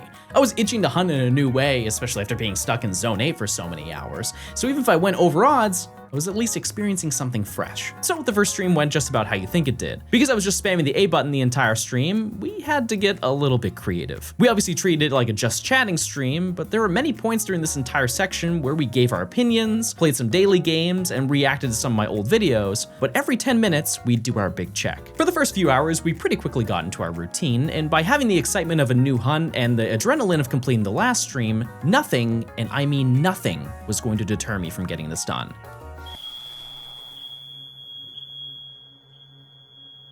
Okay, well that's the fire alarm. After being able to safely come back, I managed to reach 1,800 encounters in just the first day. I knew that realistically I couldn't keep that momentum up for every single encounter, considering that it took me nearly 8 hours to get here. But the following day, I went even harder and went the extra mile to reach 4,000 encounters. Was I disappointed to be in the over odds club again? Sure, but my spirit was there. I knew that even if I went double over, it'd be perfectly fine. And the good news is that I didn't go over odds. Bad news, however, is that I was not only muted, but my camera covered up the area of the box where the shiny was. But listen, 5,000 counters isn't that bad, and statistically speaking, one of these will be a little bit more kind.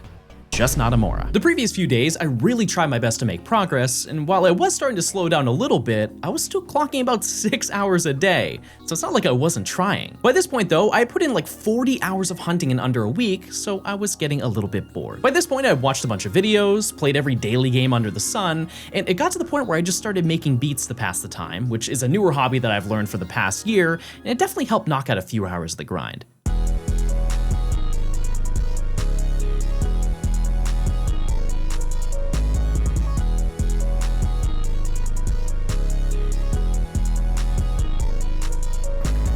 The next day, we hit that abysmal 6,000 encounters, and while internally I was reaching the mentally checked out stage of a long hunt, I didn't want to bring the chat down. So I tried the only thing that I could do to keep spirits high: delusional manifesting. You know what? I'm feeling real good right now. I'm feeling like this is it. Look at the number. That's a high number. I think it's time. What's another 45? We round it out to, what is that? 6660. Okay, that's not a good number to end on.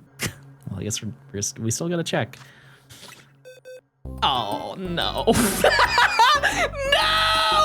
Oh, it's evil! No! We summoned the devil! That evening, I spent a bunch of time in the battle zones to grind out the $1.25 million to hunt for Aerodactyl, and during this process, I earned enough XP to get Tyron and Amora ready to evolve, but I chose to keep the tradition of saving that for the very end of the section. After the first day, I managed to rack up over 1,500 encounters, which already put me at over 13,000 total encounters for all the fossils. And while I wasn't naive enough to think that I'd get it this early, I was just clinging to the hope that surely I would catch a little bit of a break this month on a hunt. I decided to go out for the evening to clear my head, which definitely helped a little bit to get outside.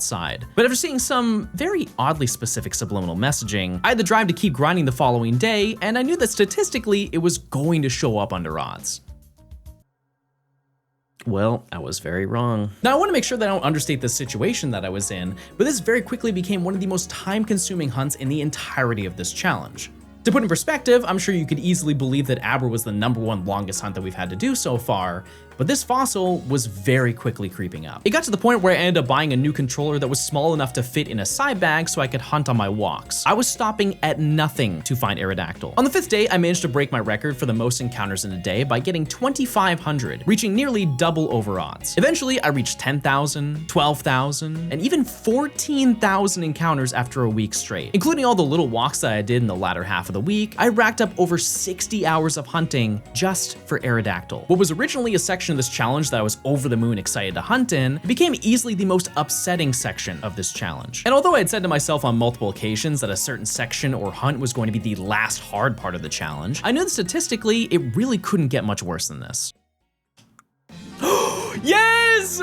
Yes! Oh my god!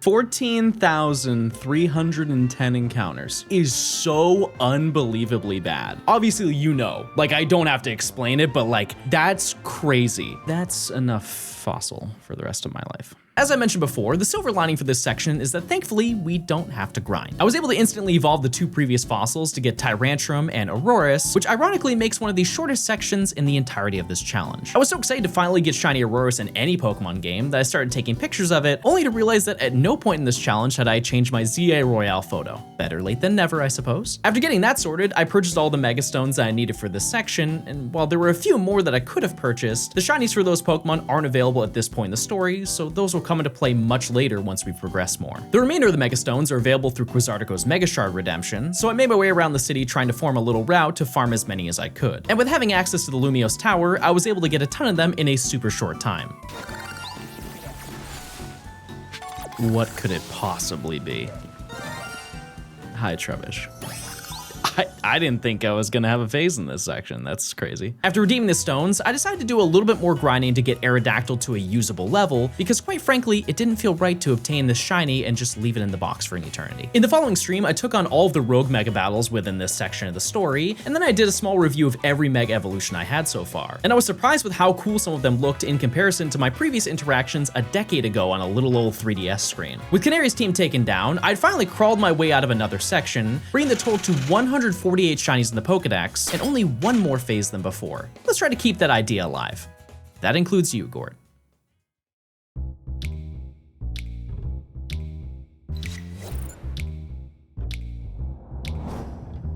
At this point in the challenge, we've shockingly finally reached the storyline cycle of each section, where we're instructed with addressing more of the story, taking down a couple of rogue battles, and then fighting our next match to climb the ladder. Just like every other section though, I wanted to get more hunting done the moment that we ranked up, and fortunately there are a lot of new options available, as zones 11 through 13 are now able to be visited. Considering that we're finally reaching the late game of the challenge, I was excited to hunt in quite literally any new spot, as my knowledge of the game really only spanned as far as the hunts we did in rank Y, which is sad. So with that in mind, I made my way to the most northern wild zone to check out what's in store for this section. This is Wild Zone 13.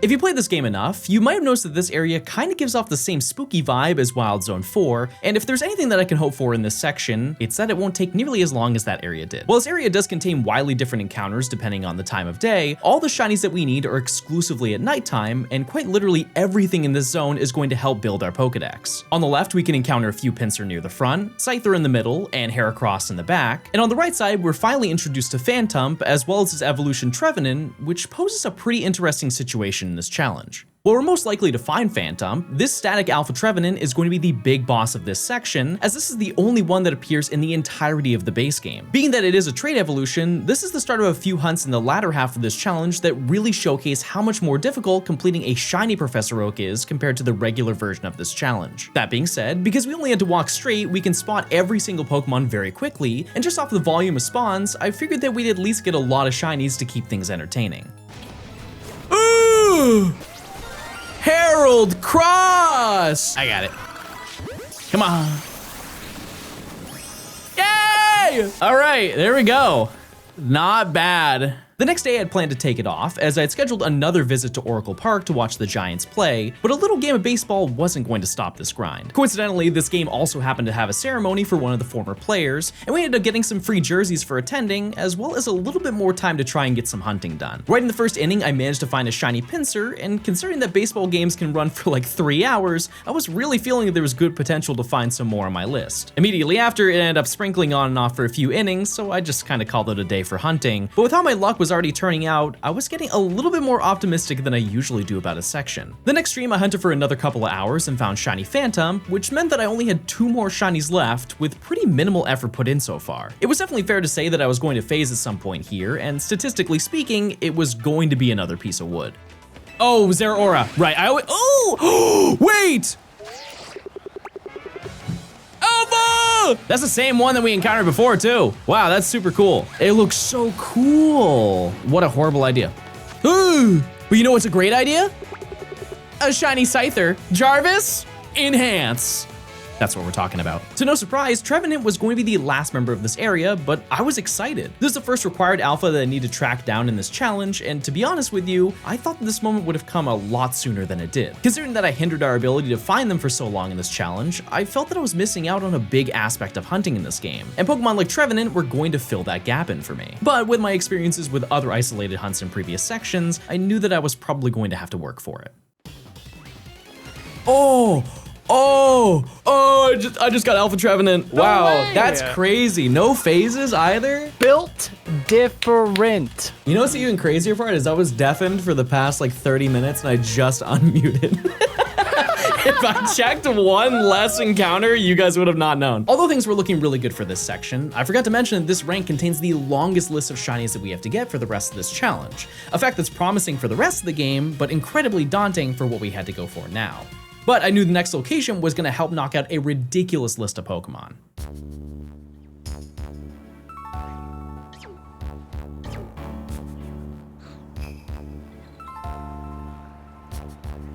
Wild Zone 12 is by far the most interesting location in the entirety of this game, as it's, well, snowing. I guess realistically they had to put all of the ice Pokemon somewhere, and making a tundra-looking area probably wasn't as easy to integrate as other elements like the desert of Wild Zone 8. Either way, this winter wonderland contains another crazy list of encounters. At the entrance, we have some skittish Delibird, a few Snover and Abomasnow in the center, some Snorunt near the right side of the enclosure, a battle court filled with the Machop line, and finally an icy canal with a few Bergmite and an Alpha Avalugg. Despite the potential yields in this area, one thing was for certain. This area was huge. I figured that realistically I was going to have to break down this area area into a few different walking paths, especially when Pokemon like Snover are shockingly quick to target you to prevent you from fast traveling. At this point, there's only one repeatable entrance to this zone, so I started walking in hopes that I could quickly set myself up to know what I was in store for this area.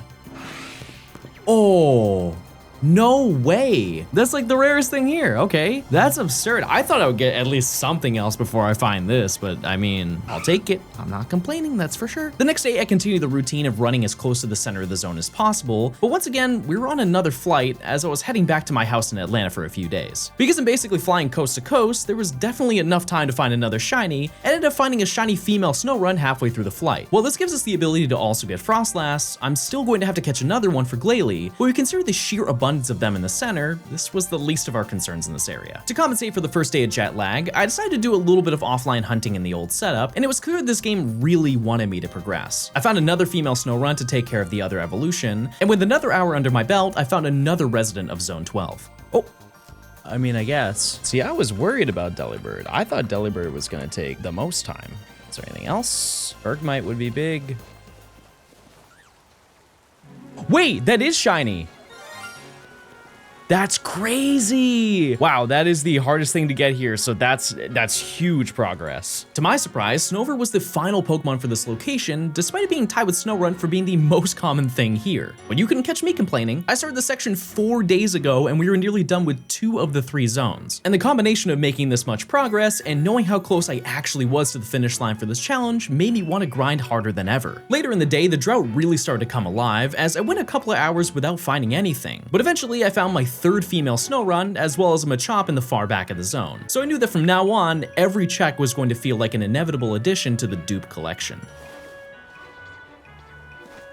Oh, wait, there it is.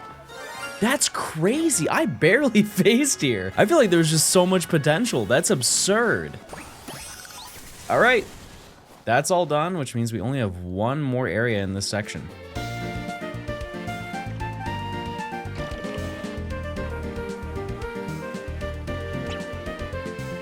While Zone 11 is going to be our last zone for rank E, and it's unfortunately the most intimidating location that we have to take on, and that's mostly due to accessibility. This strip of land is split right down the middle with an almost marsh-like river, which makes it not only difficult to check for shinies, but just to spawn Pokemon in general. On the right side, we can find the Slowpoke line with a few Furfrou in the back, which makes it seem like it would be the most difficult Pokemon in this section. But thankfully, on the fast travel side, there's a much more reachable one near the middle. In the sandy area, both sides are filled with Stunfisk, and finally, the river contains a bunch of Clauncher and Inkay, which share the same spawns with a ratio of 70-30 respectfully. With this information, I knew that realistically I wouldn't have to ever touch the right side of the zone, as everything could be easily spawned in by walking from one end to the other. But knowing the Furfrou was heavily outnumbered by the abundance of everything else, I figured that this was going to be the most time-consuming location in this section. And with how blessed I've been so far, you can imagine that I wasn't really in the acceptable realm of complaining. Because I'd already been hunting it for a majority of the day, I didn't invest a ton of time into hunting, but the next morning I felt like I had enough information built up to get into the grinding mode.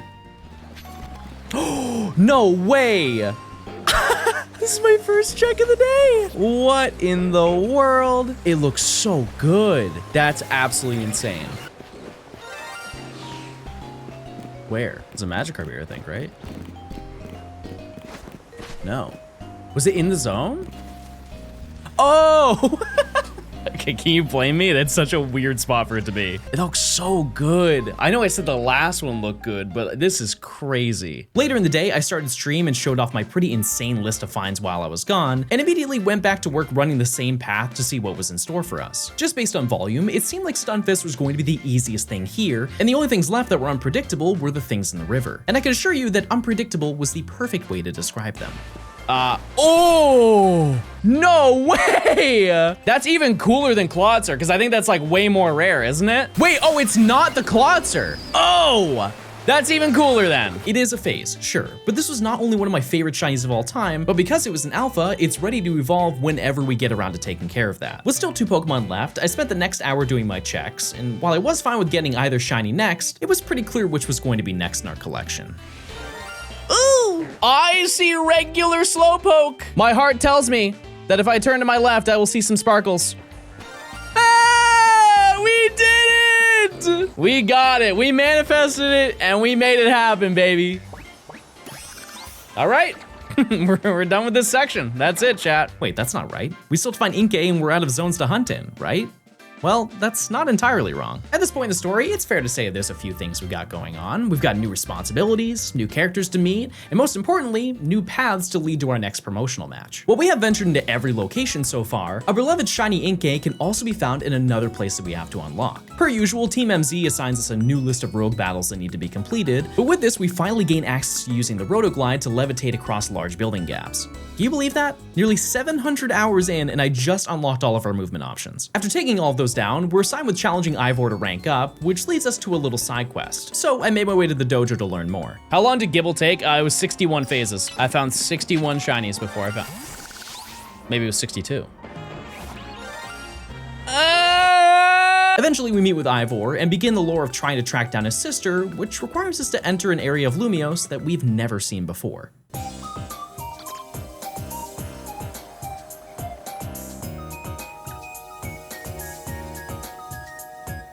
This is the sewer section of Lumiose City, or at least a portion of it. While this location does contain the Gwyn side quest, it also contains a bunch of new Pokemon, and while most of them are obtainable outside of this area, this is the only location at this point where they can be found. At the entrance, we're introduced to a colony of Noibat, our much needed Inkay further down, a group of Skrelp nearing the end, and the two gems of the sewers, Klefki and Litwick, who are not obtainable anywhere else in the base game. Now, if you pay your dues down here before, you know a couple little facts about this area. 1, Litwick is going to be really annoying to get. And 2, there are multiple ways to enter the sewers, which means there are going to be different routes to take for every single shiny hunt we do. The only problem with that is that it doesn't really apply to us. See, in the story, we start at the southernmost entrance and slowly make our way to the top to eventually find and then battle Gwyn. While eventually we do get access to another entrance, that isn't offered unless we complete this section, and unfortunately, it seems like this situation is a lot worse than we anticipated. This may be a silly question, but if you leave the sewers after finding Gwyn, can you come back to this section? Yeah, that would be a very big oopsie. You have to unlock the other entrance to come back here later. How to get back in the sewer in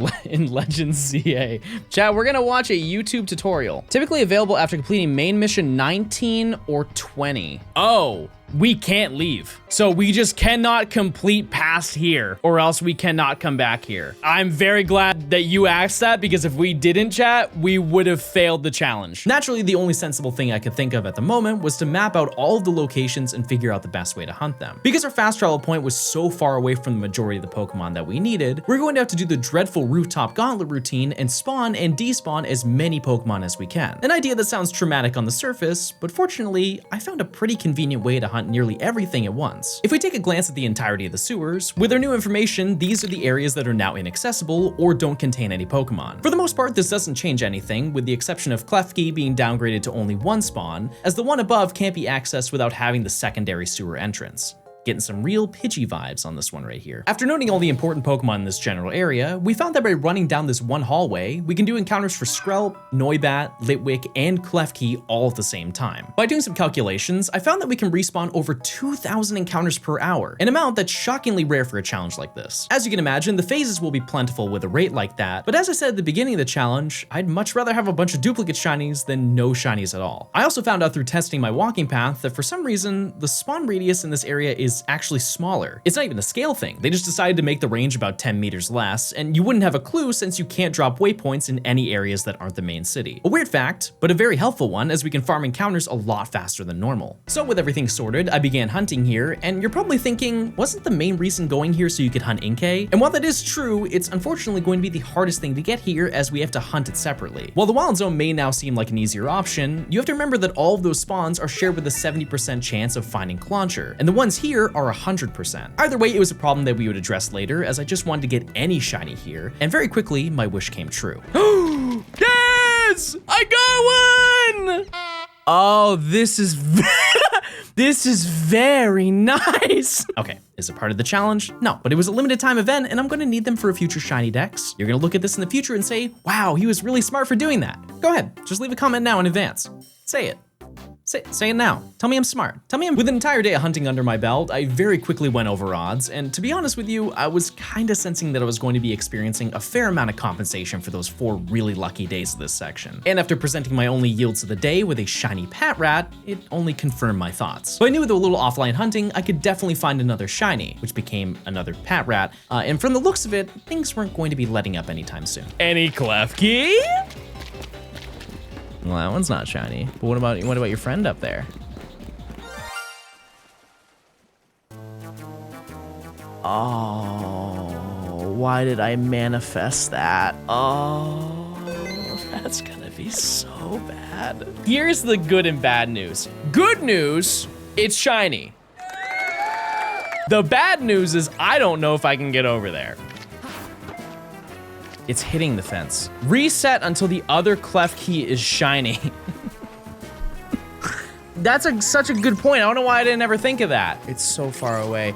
The fact that I can't throw it through there is so sad. Fight this one, I already did. Wait! Wait! It worked! Clef key. Come on. Yes! Yes! Oh my god, it worked! Holy moly, that was a great idea.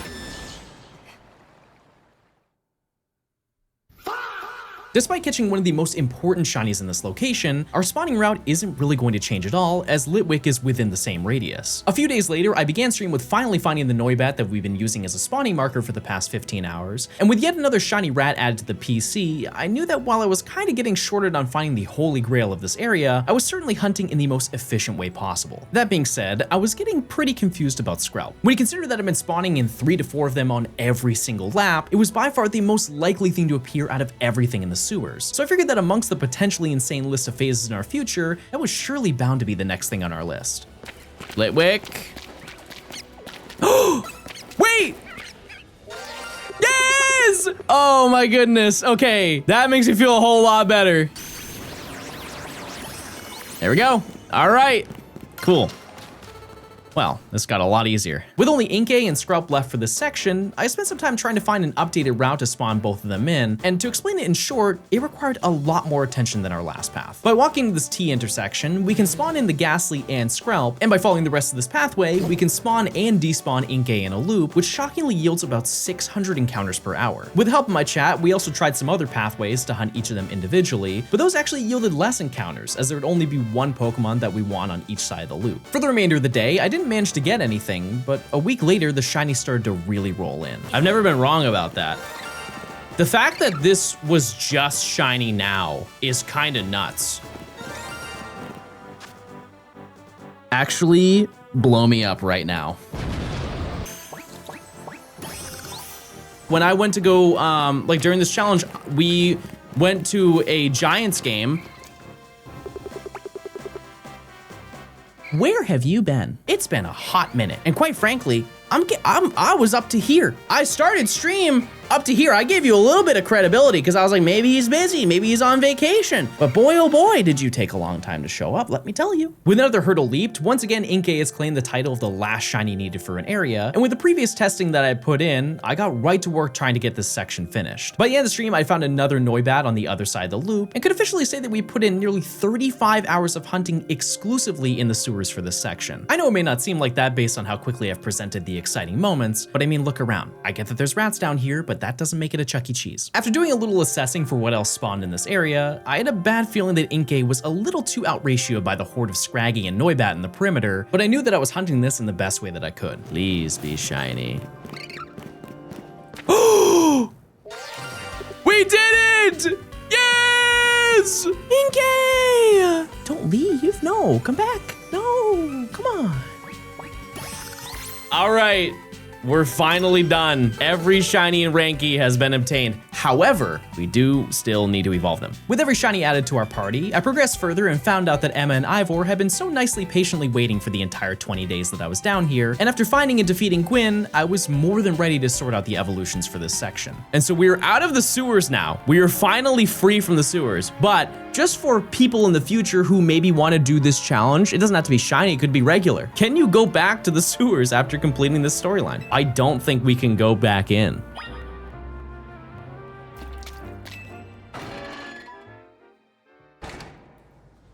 Well, hey, doesn't hurt to be safe. As I mentioned before, we've now reached the point in the challenge where the grind isn't even remotely close to what we had to deal with before, as the majority of the shinies we claim for this section are either near or at the level to evolve already. I quickly took care of the easiest ones, which allowed me to get Avalugg, Clawitzer, and Malamar, but I also had to hunt down another Johnstone to evolve Snorunt into Frostlass. As for the rest of the Pokemon, I decided to work on them through the battle zones again, and while I did say that the experience candies would be a lot more helpful now, I found that some of the larger evolutions like Noibat and Scralp were going to be a lot better to grind here. But when you consider that this section only took me about 20 minutes to complete, I would believe it if you told me that both methods take the same amount of time. After only 33 wins, I was able to get Abomasnow, Lampent, Chandelure, Glalie, Dragalge, and Noivern. With Ivor defeated and another promotion in the ZA Royale, we'd obtained 175 shinies for our Pokedex, as well as another 13 phases, bringing our updated total to 219 Pokemon.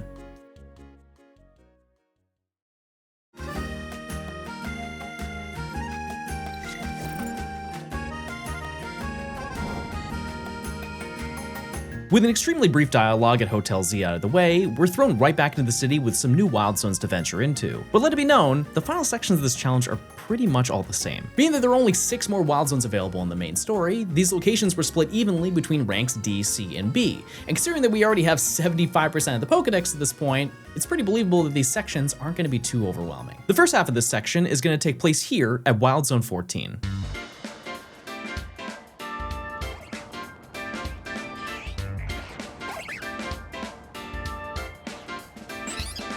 This area is located within the electrical substation of Lumio City, and it really showcases the issue with the wild zones overtaking the city, as nearly every Pokemon here is a counter to the electric typing. All of the regular members of this area have been forced to stay up high in the buildings or buried deep in the ground to stay away from the chaos, and quite a large portion of these are new to our decks. Right at the entrance, we're swarmed with a collection of Aeron and Lairon, a couple of Emolga on the smaller buildings, a group of Excadrill in the center of the zone, a handful of Helioptile on the sides, and lastly, we're once again sent to the pit dimension to deal with hordes of Drillbur, or a 30% chance encountering Onix. As you can see from just looking at the area, it's pretty small, extremely comparable to a lot of the circular wild zones that we took on in previous ranks. While there's definitely going to be a lot of potential phasing in this location, a lot of the Pokemon that we need are honestly not that difficult to get. The only real issue in this section is figuring out how to reload the zone due to how nearly everything here is aggro. But with some testing, I found that the giant boulders near the middle are unintentionally good for finding cover. And in the events where I am spotted, I could just quickly walk back to the entrance and reload the zone in about 20 seconds. After hunting for a little over an hour, I ended the day with finding 2 shiny Drillbur, which as you can imagine was not surprising to me, but it was disappointing. The next day I continued the grind and almost immediately found a shiny Excadrill, as well as a shiny Pidgey right outside the zone. Sure, they weren't helpful towards the challenge, but having 4 shinies under my belt in 2 hours, it's a pretty positive forecast for at least finding something, and thankfully, my dreams came true. That's crazy. A tasty treat, everybody. Surely it's not another Drillbur. I really do not yearn for another Gibble moment in my life, chat. For the next 4 hours of stream, nothing, and I mean nothing, appeared. Keep in mind that there are roughly 20 Pokemon that we spawn every time we enter the zone, so this wasn't exactly a great introduction. The following day I did some more offline hunting with friends and found a Magikarp, and another Excadrill a half hour later, which puts me at 0 for 7 on new entries. And I think even the game knew that it was playing with my emotions. Okay, did I get something I needed? Oh, all the alphas distracted me. I had no idea that was even shiny. Finally, we got something we need. Nice. All right. With at least something in my clutches, I felt a lot more confident in continuing to hunt for the day, but with how poorly my finds have been in my favor, I was definitely fearing that this was going to take way longer than I had expected. Is that it? Oh, yes! Yes! Oh my god, I totally thought that was gonna be another Drillbur. Oh, that's so awesome. Oh, that's so sick, and I'm going to die. Perfect. All right, only 1 shiny left in this section. With what in my opinion was the hardest thing here, the next morning I tried to make more progress hunting down the final member of this location. Helioptile is a daytime only encounter, which by this point doesn't pose too much of an issue with how many others we've dealt with in the past, but if you look at all the spawns for this area, this Pokemon is pretty heavily outnumbered. While I knew that going into the day I was definitely bound to phase, the encounters really started to pick up the pace. I found another Aeron, 2 more Emolga, where one just decided to leave the zone, another Aeron, and another Emolga, all within 2 hours. At this rate, Helioptile had to be right around the corner, and thankfully a few minutes later, I found something very nice. Is there anything else? Yay! Yes! Yes! No way! All right, well, I mean, that paid off for all of those phases I did. That's for sure. All right, there we go. We are done with Zone 15.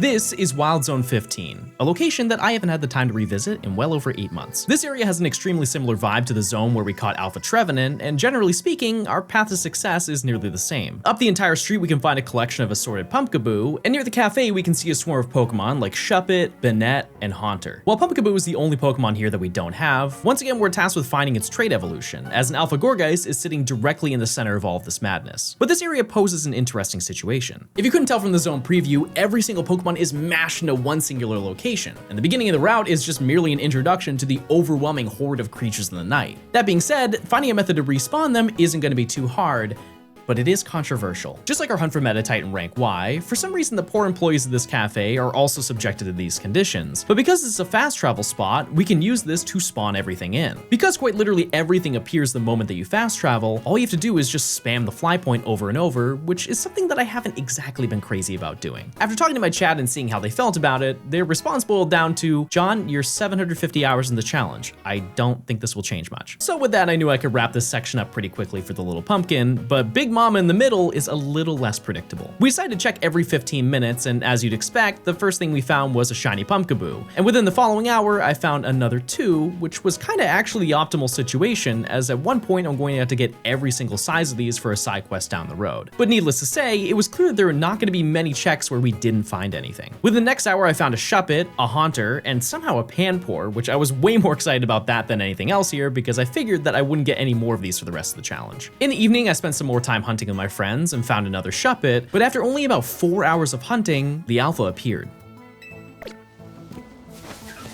Oh, is that a shiny Alpha Haunter? It is. No way. That's crazy. Oh, that's so sick. Oh, freaky. He's kind of freaky. Okay, let's just see the size on this thing. Holy Christmas. Oh my. Oh, an apparition.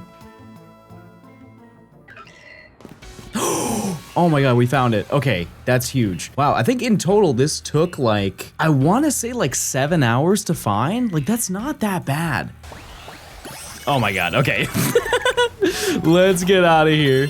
That was crazy. Oh, it's very nice. Alrighty, well, that's the entirety of rank D. So now we can just move on up to the next section. The storyline continues with us meeting with Corbeau and beginning our small list of tasks for the Rust Syndicate, and generally speaking for the remainder of the challenge, most of the story elements that need to be completed only take about an hour or so to steamroll our way up to our rank up match. But as always, we still need to take care of our evolutions, as well as ourselves. You look slightly dehydrated today. Fix that. I don't need water. I need a game, everybody. To no surprise, there are only 2 Pokemon that need to be evolved, and since we've reached the late game, by throwing them in our party and then taking on the battle zones, we earned enough XP to instantly evolve everything to get Helioptile, Lairon, and Aggron. This brings the total to 183 Pokemon in the dex, as well as 239 phases.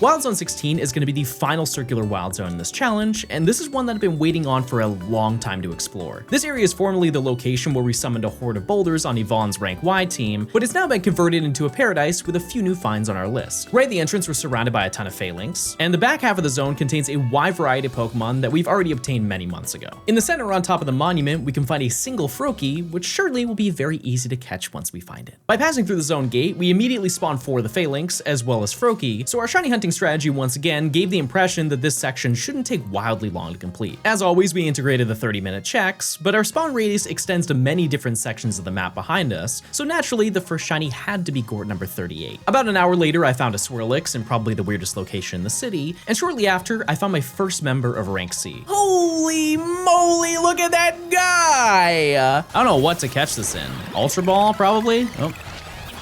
Oh, no! No!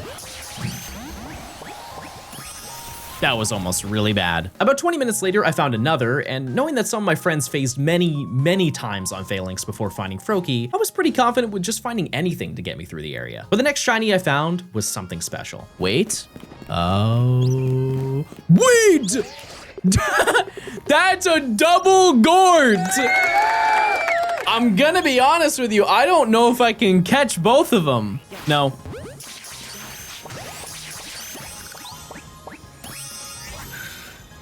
Okay, crisis averted. Off stream, I found another Swirlix and my third Phalanx, but after spending a decent amount of time here already, I started to realize that maybe Froakie's shiny would be a little bit too hard to distinguish from where I was resetting.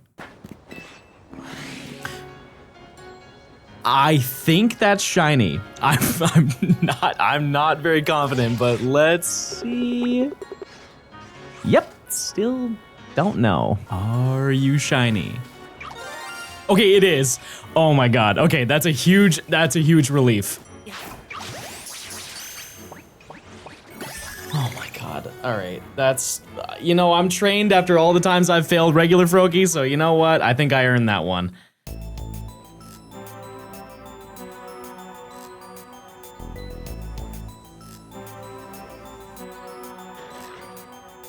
Welcome to Wild Zone 17, shockingly, the final stop of this section. I don't really think this place needs too much of an introduction. However, if you are ill-informed, this place is terrifying. Just about every Pokemon in this zone is out to get you, and traversing this location without getting blown up from an earth power would be nothing short of a modern miracle. At the entrance, we're presented with a few pits, mostly containing Big Bunny, but there's a 10% chance that we can also find Chespin, knocking out another one of the well-overdue Kalos starters. In the main courtyard, there's a group of Pyroar that I will avoid at all costs, a few potential phases on the rooftop, and finally a single Skarmory in the sky, which means it will have 2 more Pokemon to find for this entire section. Now, because the fast travel drops us off at the lower section, I figured that trying to track down Chespin was going to be the best thing to start with. But that was also because I genuinely had no clue at the moment how to hunt Skarmory. Now, I didn't mention this when we were hunting for Onix, but the inconsistency with the pits was only prevalent in Wild Zone 8. So despite the odds for Chespin being nearly as bad, I can hunt it way more consistently here. And I just had to hope that those 9 bunnies show up a lot faster than I think that they will. First one. I mean, we're gonna find a lot of bunny, but maybe the first one's our lucky one. One's better than none. The next hunting session, I found 2 more of them, and when it came time to finally stream again, I had a special treat for my viewers. Across this way, I did a little bit of hunting this morning. There is a shiny Pokemon, and I don't know what it is. If it is Chespin, I may blow up. Okay, it's that one. Please, please, please. It's Bunny. I personally felt that Skarmory was a little bit more entertaining to watch on stream, so after having some help, I found that running back and forth on the bridge would spawn it invisible distance, without having to enter the zone at all. As you can imagine though, the phases were just screaming to crawl out of the ground, and the first one was definitely a little bit unexpected. Oh dear God. How in the world do I get up there? Okay. 1. Now what if I just did a crazy move? Check this out.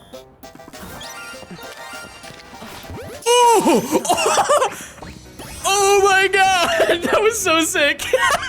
Mid-air catch? Yeah, we're gonna need an instant replay on that one. Holy moly, that was nuts. Later on, I phased with a Pyroar and then a Patrat, but I was determined to keep going in the evening.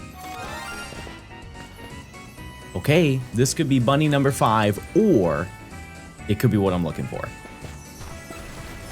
Oh, it is! No way! No way!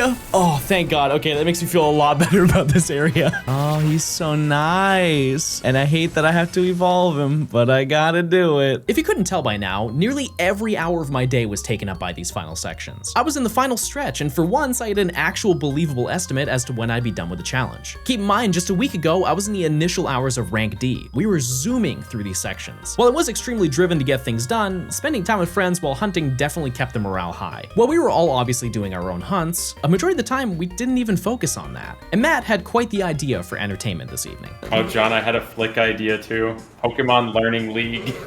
What's Pokemon Learning League? Okay, well, it was entertainment flash games from the early 2000s that they made with the official voice actors. And there's a channel that uploads archived versions of them, and they had I linked one that's like about cyberbullying. Oh yeah. We're in business, boys. I see her email address. I thought we would find Pokemon, not find in cyber. We'll barrage her with bogus emails about how worthless she is as a Pokemon coordinator. Oh my god! Well, maybe the person is harassing some of your other friends too. If someone keeps sending I got you it! hate mail, I got the then you Skarmory! should talk Oh my to god, them. I got it! Let's go! Yes! Let's stop cyberbullying! Hey, don't do that. Skarmory says don't cyberbully, and so do we. To be honest with you, I don't know how long that was there, because I was really focused on the video. But point is, I got it, you know? They're eeping. Oh, what? How? Okay. There's no way! There's no way! Here comes.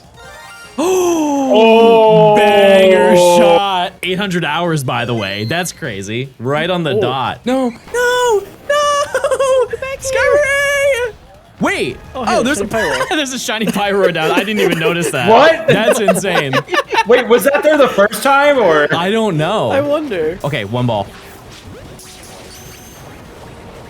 Oh my god, okay, let's leave. Get me out of here. In the morning, I showed off all of my insane finds from the evening and jumped right into completing more of the story, obtaining our challenger's ticket, as well as taking care of evolving our very short list of Pokemon. With the Battle Zone XP, I was able to get Quilladin, Chestnut, Frogadier, and Greninja. I realized I still hadn't done more ZA Royale photos for this section, so I climbed to the rooftops to try and find a nice location to show off my new frog. Oh, wait. Oh, nostalgia. Do you guys remember this? Oh, man. Look over here. That's the rooftop where we found Abra. And this is Larry and Larry's lover. Oh my goodness. And that was in October. And we're gonna finish this challenge for them. They've been waiting for almost a year. And we're gonna get that job done, chat. Surely. We will be done very soon. With Jacinth's tournament completed and the city on the verge of collapse, I reached rank B with a total of 191 Pokemon in the Lumiose decks and 255 phases along the way.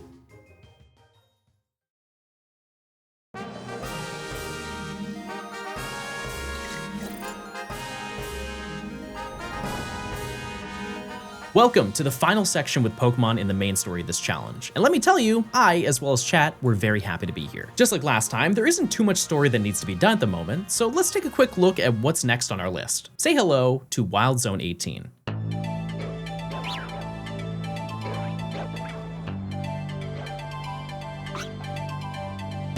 As you can see, this area is a little bit more complicated to traverse than most of the other wild zones we've explored, but fortunately for us, the 2 shinies that we need aren't too difficult to get. The street level is oddly empty, and that's probably because of the horrifying concept of a dragon guarded in the middle of the section. And while that is a new Pokemon for us, there's also a couple of Bagon in the garden, which means that these will be the priority at the moment. In the back, we can find another Alpha, and after ascending to the top of the building, we can find the Swablu and Noibat lines depending on the time of day, and our final Kalos starter Fennekin is all alone on the other rooftop. If you tried going for Fennekin before, it's arguably one of the most interesting hunts in this game, as bench resetting will quite literally spawn everything in this zone. With some testing, there didn't seem to be any sort of rooftop run to go on, so when you consider the grind of trying to climb this entire building to see Fennekin once, it's truly our only option to get a shiny efficiently. Just like when we hunted for all the fossils, we did our best to keep ourselves occupied, and boy did we have to, as it took 2 hours to find the first shiny, which was a Weedle, which I didn't even know could be here. Eventually though, we did find something a little bit more exciting. Salamence. Oh!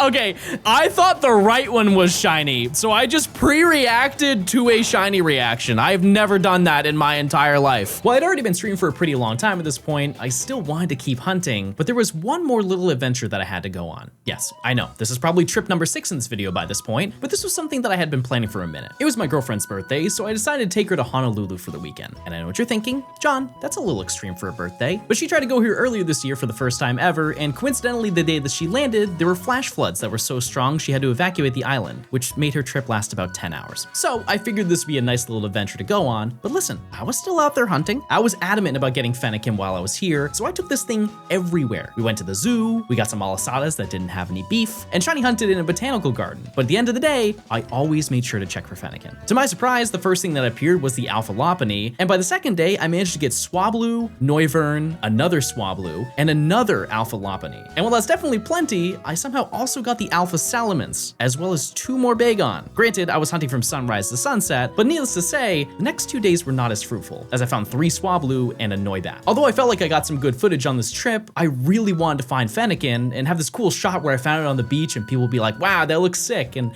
I would be cool again. Which is why it pains me to tell you that not 30 minutes after leaving the island, I found one happily waiting for my attention. I don't even think we reached cruising altitude. As a little bit of payback, I didn't catch it until I got back to stream, but with this zone completed, we were free to head to the final zone for this entire challenge. Or so you'd think. While Zone 19 does contain the final shinies that we need for this challenge, there is another special shiny that we have to track down. And in the moment, I wanted to go for it now, as it uses a method that we somehow have not used yet.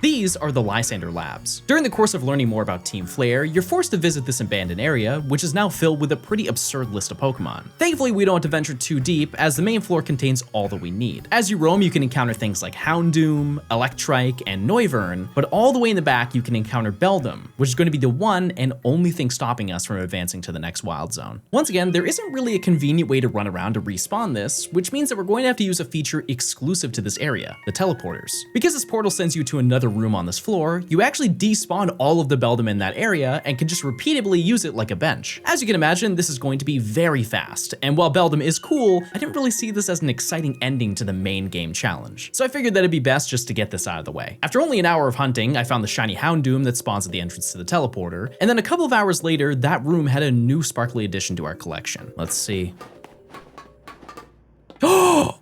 Oh, that's so sick, but so bad at the same time. I can't even be mad at that. We got it. All right. That's so sick. At this point, I was kind of getting the vibe that while this is a fast hunt, it won't necessarily be fast for us, as it took over 2 hours just to find another shiny. And while we weren't spawning a crazy amount, I was pretty confident that we were nearing going over odds. I feel like we had to have at least got 1 shiny. I would like it to be Beldum, but it's been a few hours. Please, shiny Beldum. Oh, yes! Yes! We got it! Shiny Beldum is here! We have defeated Lysander Labs. What I will say is, because we've already caught Metang, I don't think that this is gonna be that hard to get. And we were worried that I wasn't gonna catch it. Oddly enough, these were the final Pokemon that have evolutions in this challenge, and since they were caught at such a high level, I was able to instantly evolve them to get Shelgon, Bryxon, Delphox, and Metagross, which leaves us with only 2 more shinies in our collection.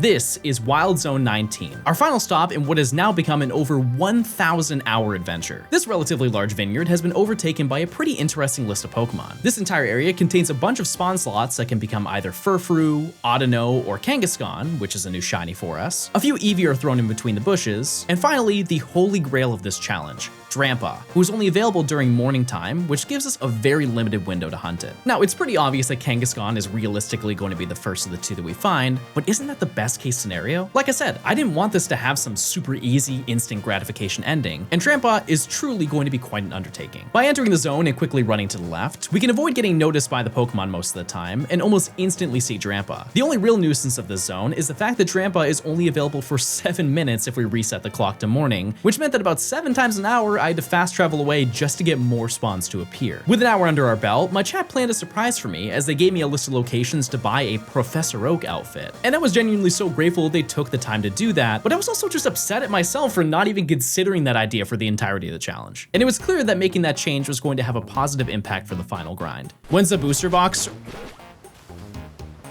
Whoa. That is not what I expected. Not only is it a Pokemon that we need, but it's also a 5% alpha.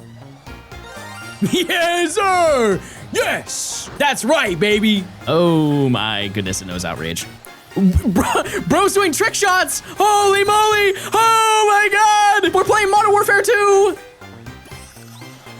That is absolutely insane. I cannot believe that that was our first phase here. Well, we've done it. We reached the final hunt for this challenge. 224 days of this adventure, and we're basically at the end. That's less days than just the shiny phases we found. Starting stream the next day truly felt like the finale of an endless journey. And while it took significantly longer than I would have liked, I'm glad I was able to finally see the end of it. Within the first hour stream, I found another shiny Kangaskhan and then a shiny Furfrou, which I wasn't too upset about since I like to get every trim at some point. But it was a fantastic introduction to what had potential to be another lengthy hunt. For the following 5 hours on stream, I went on the grind.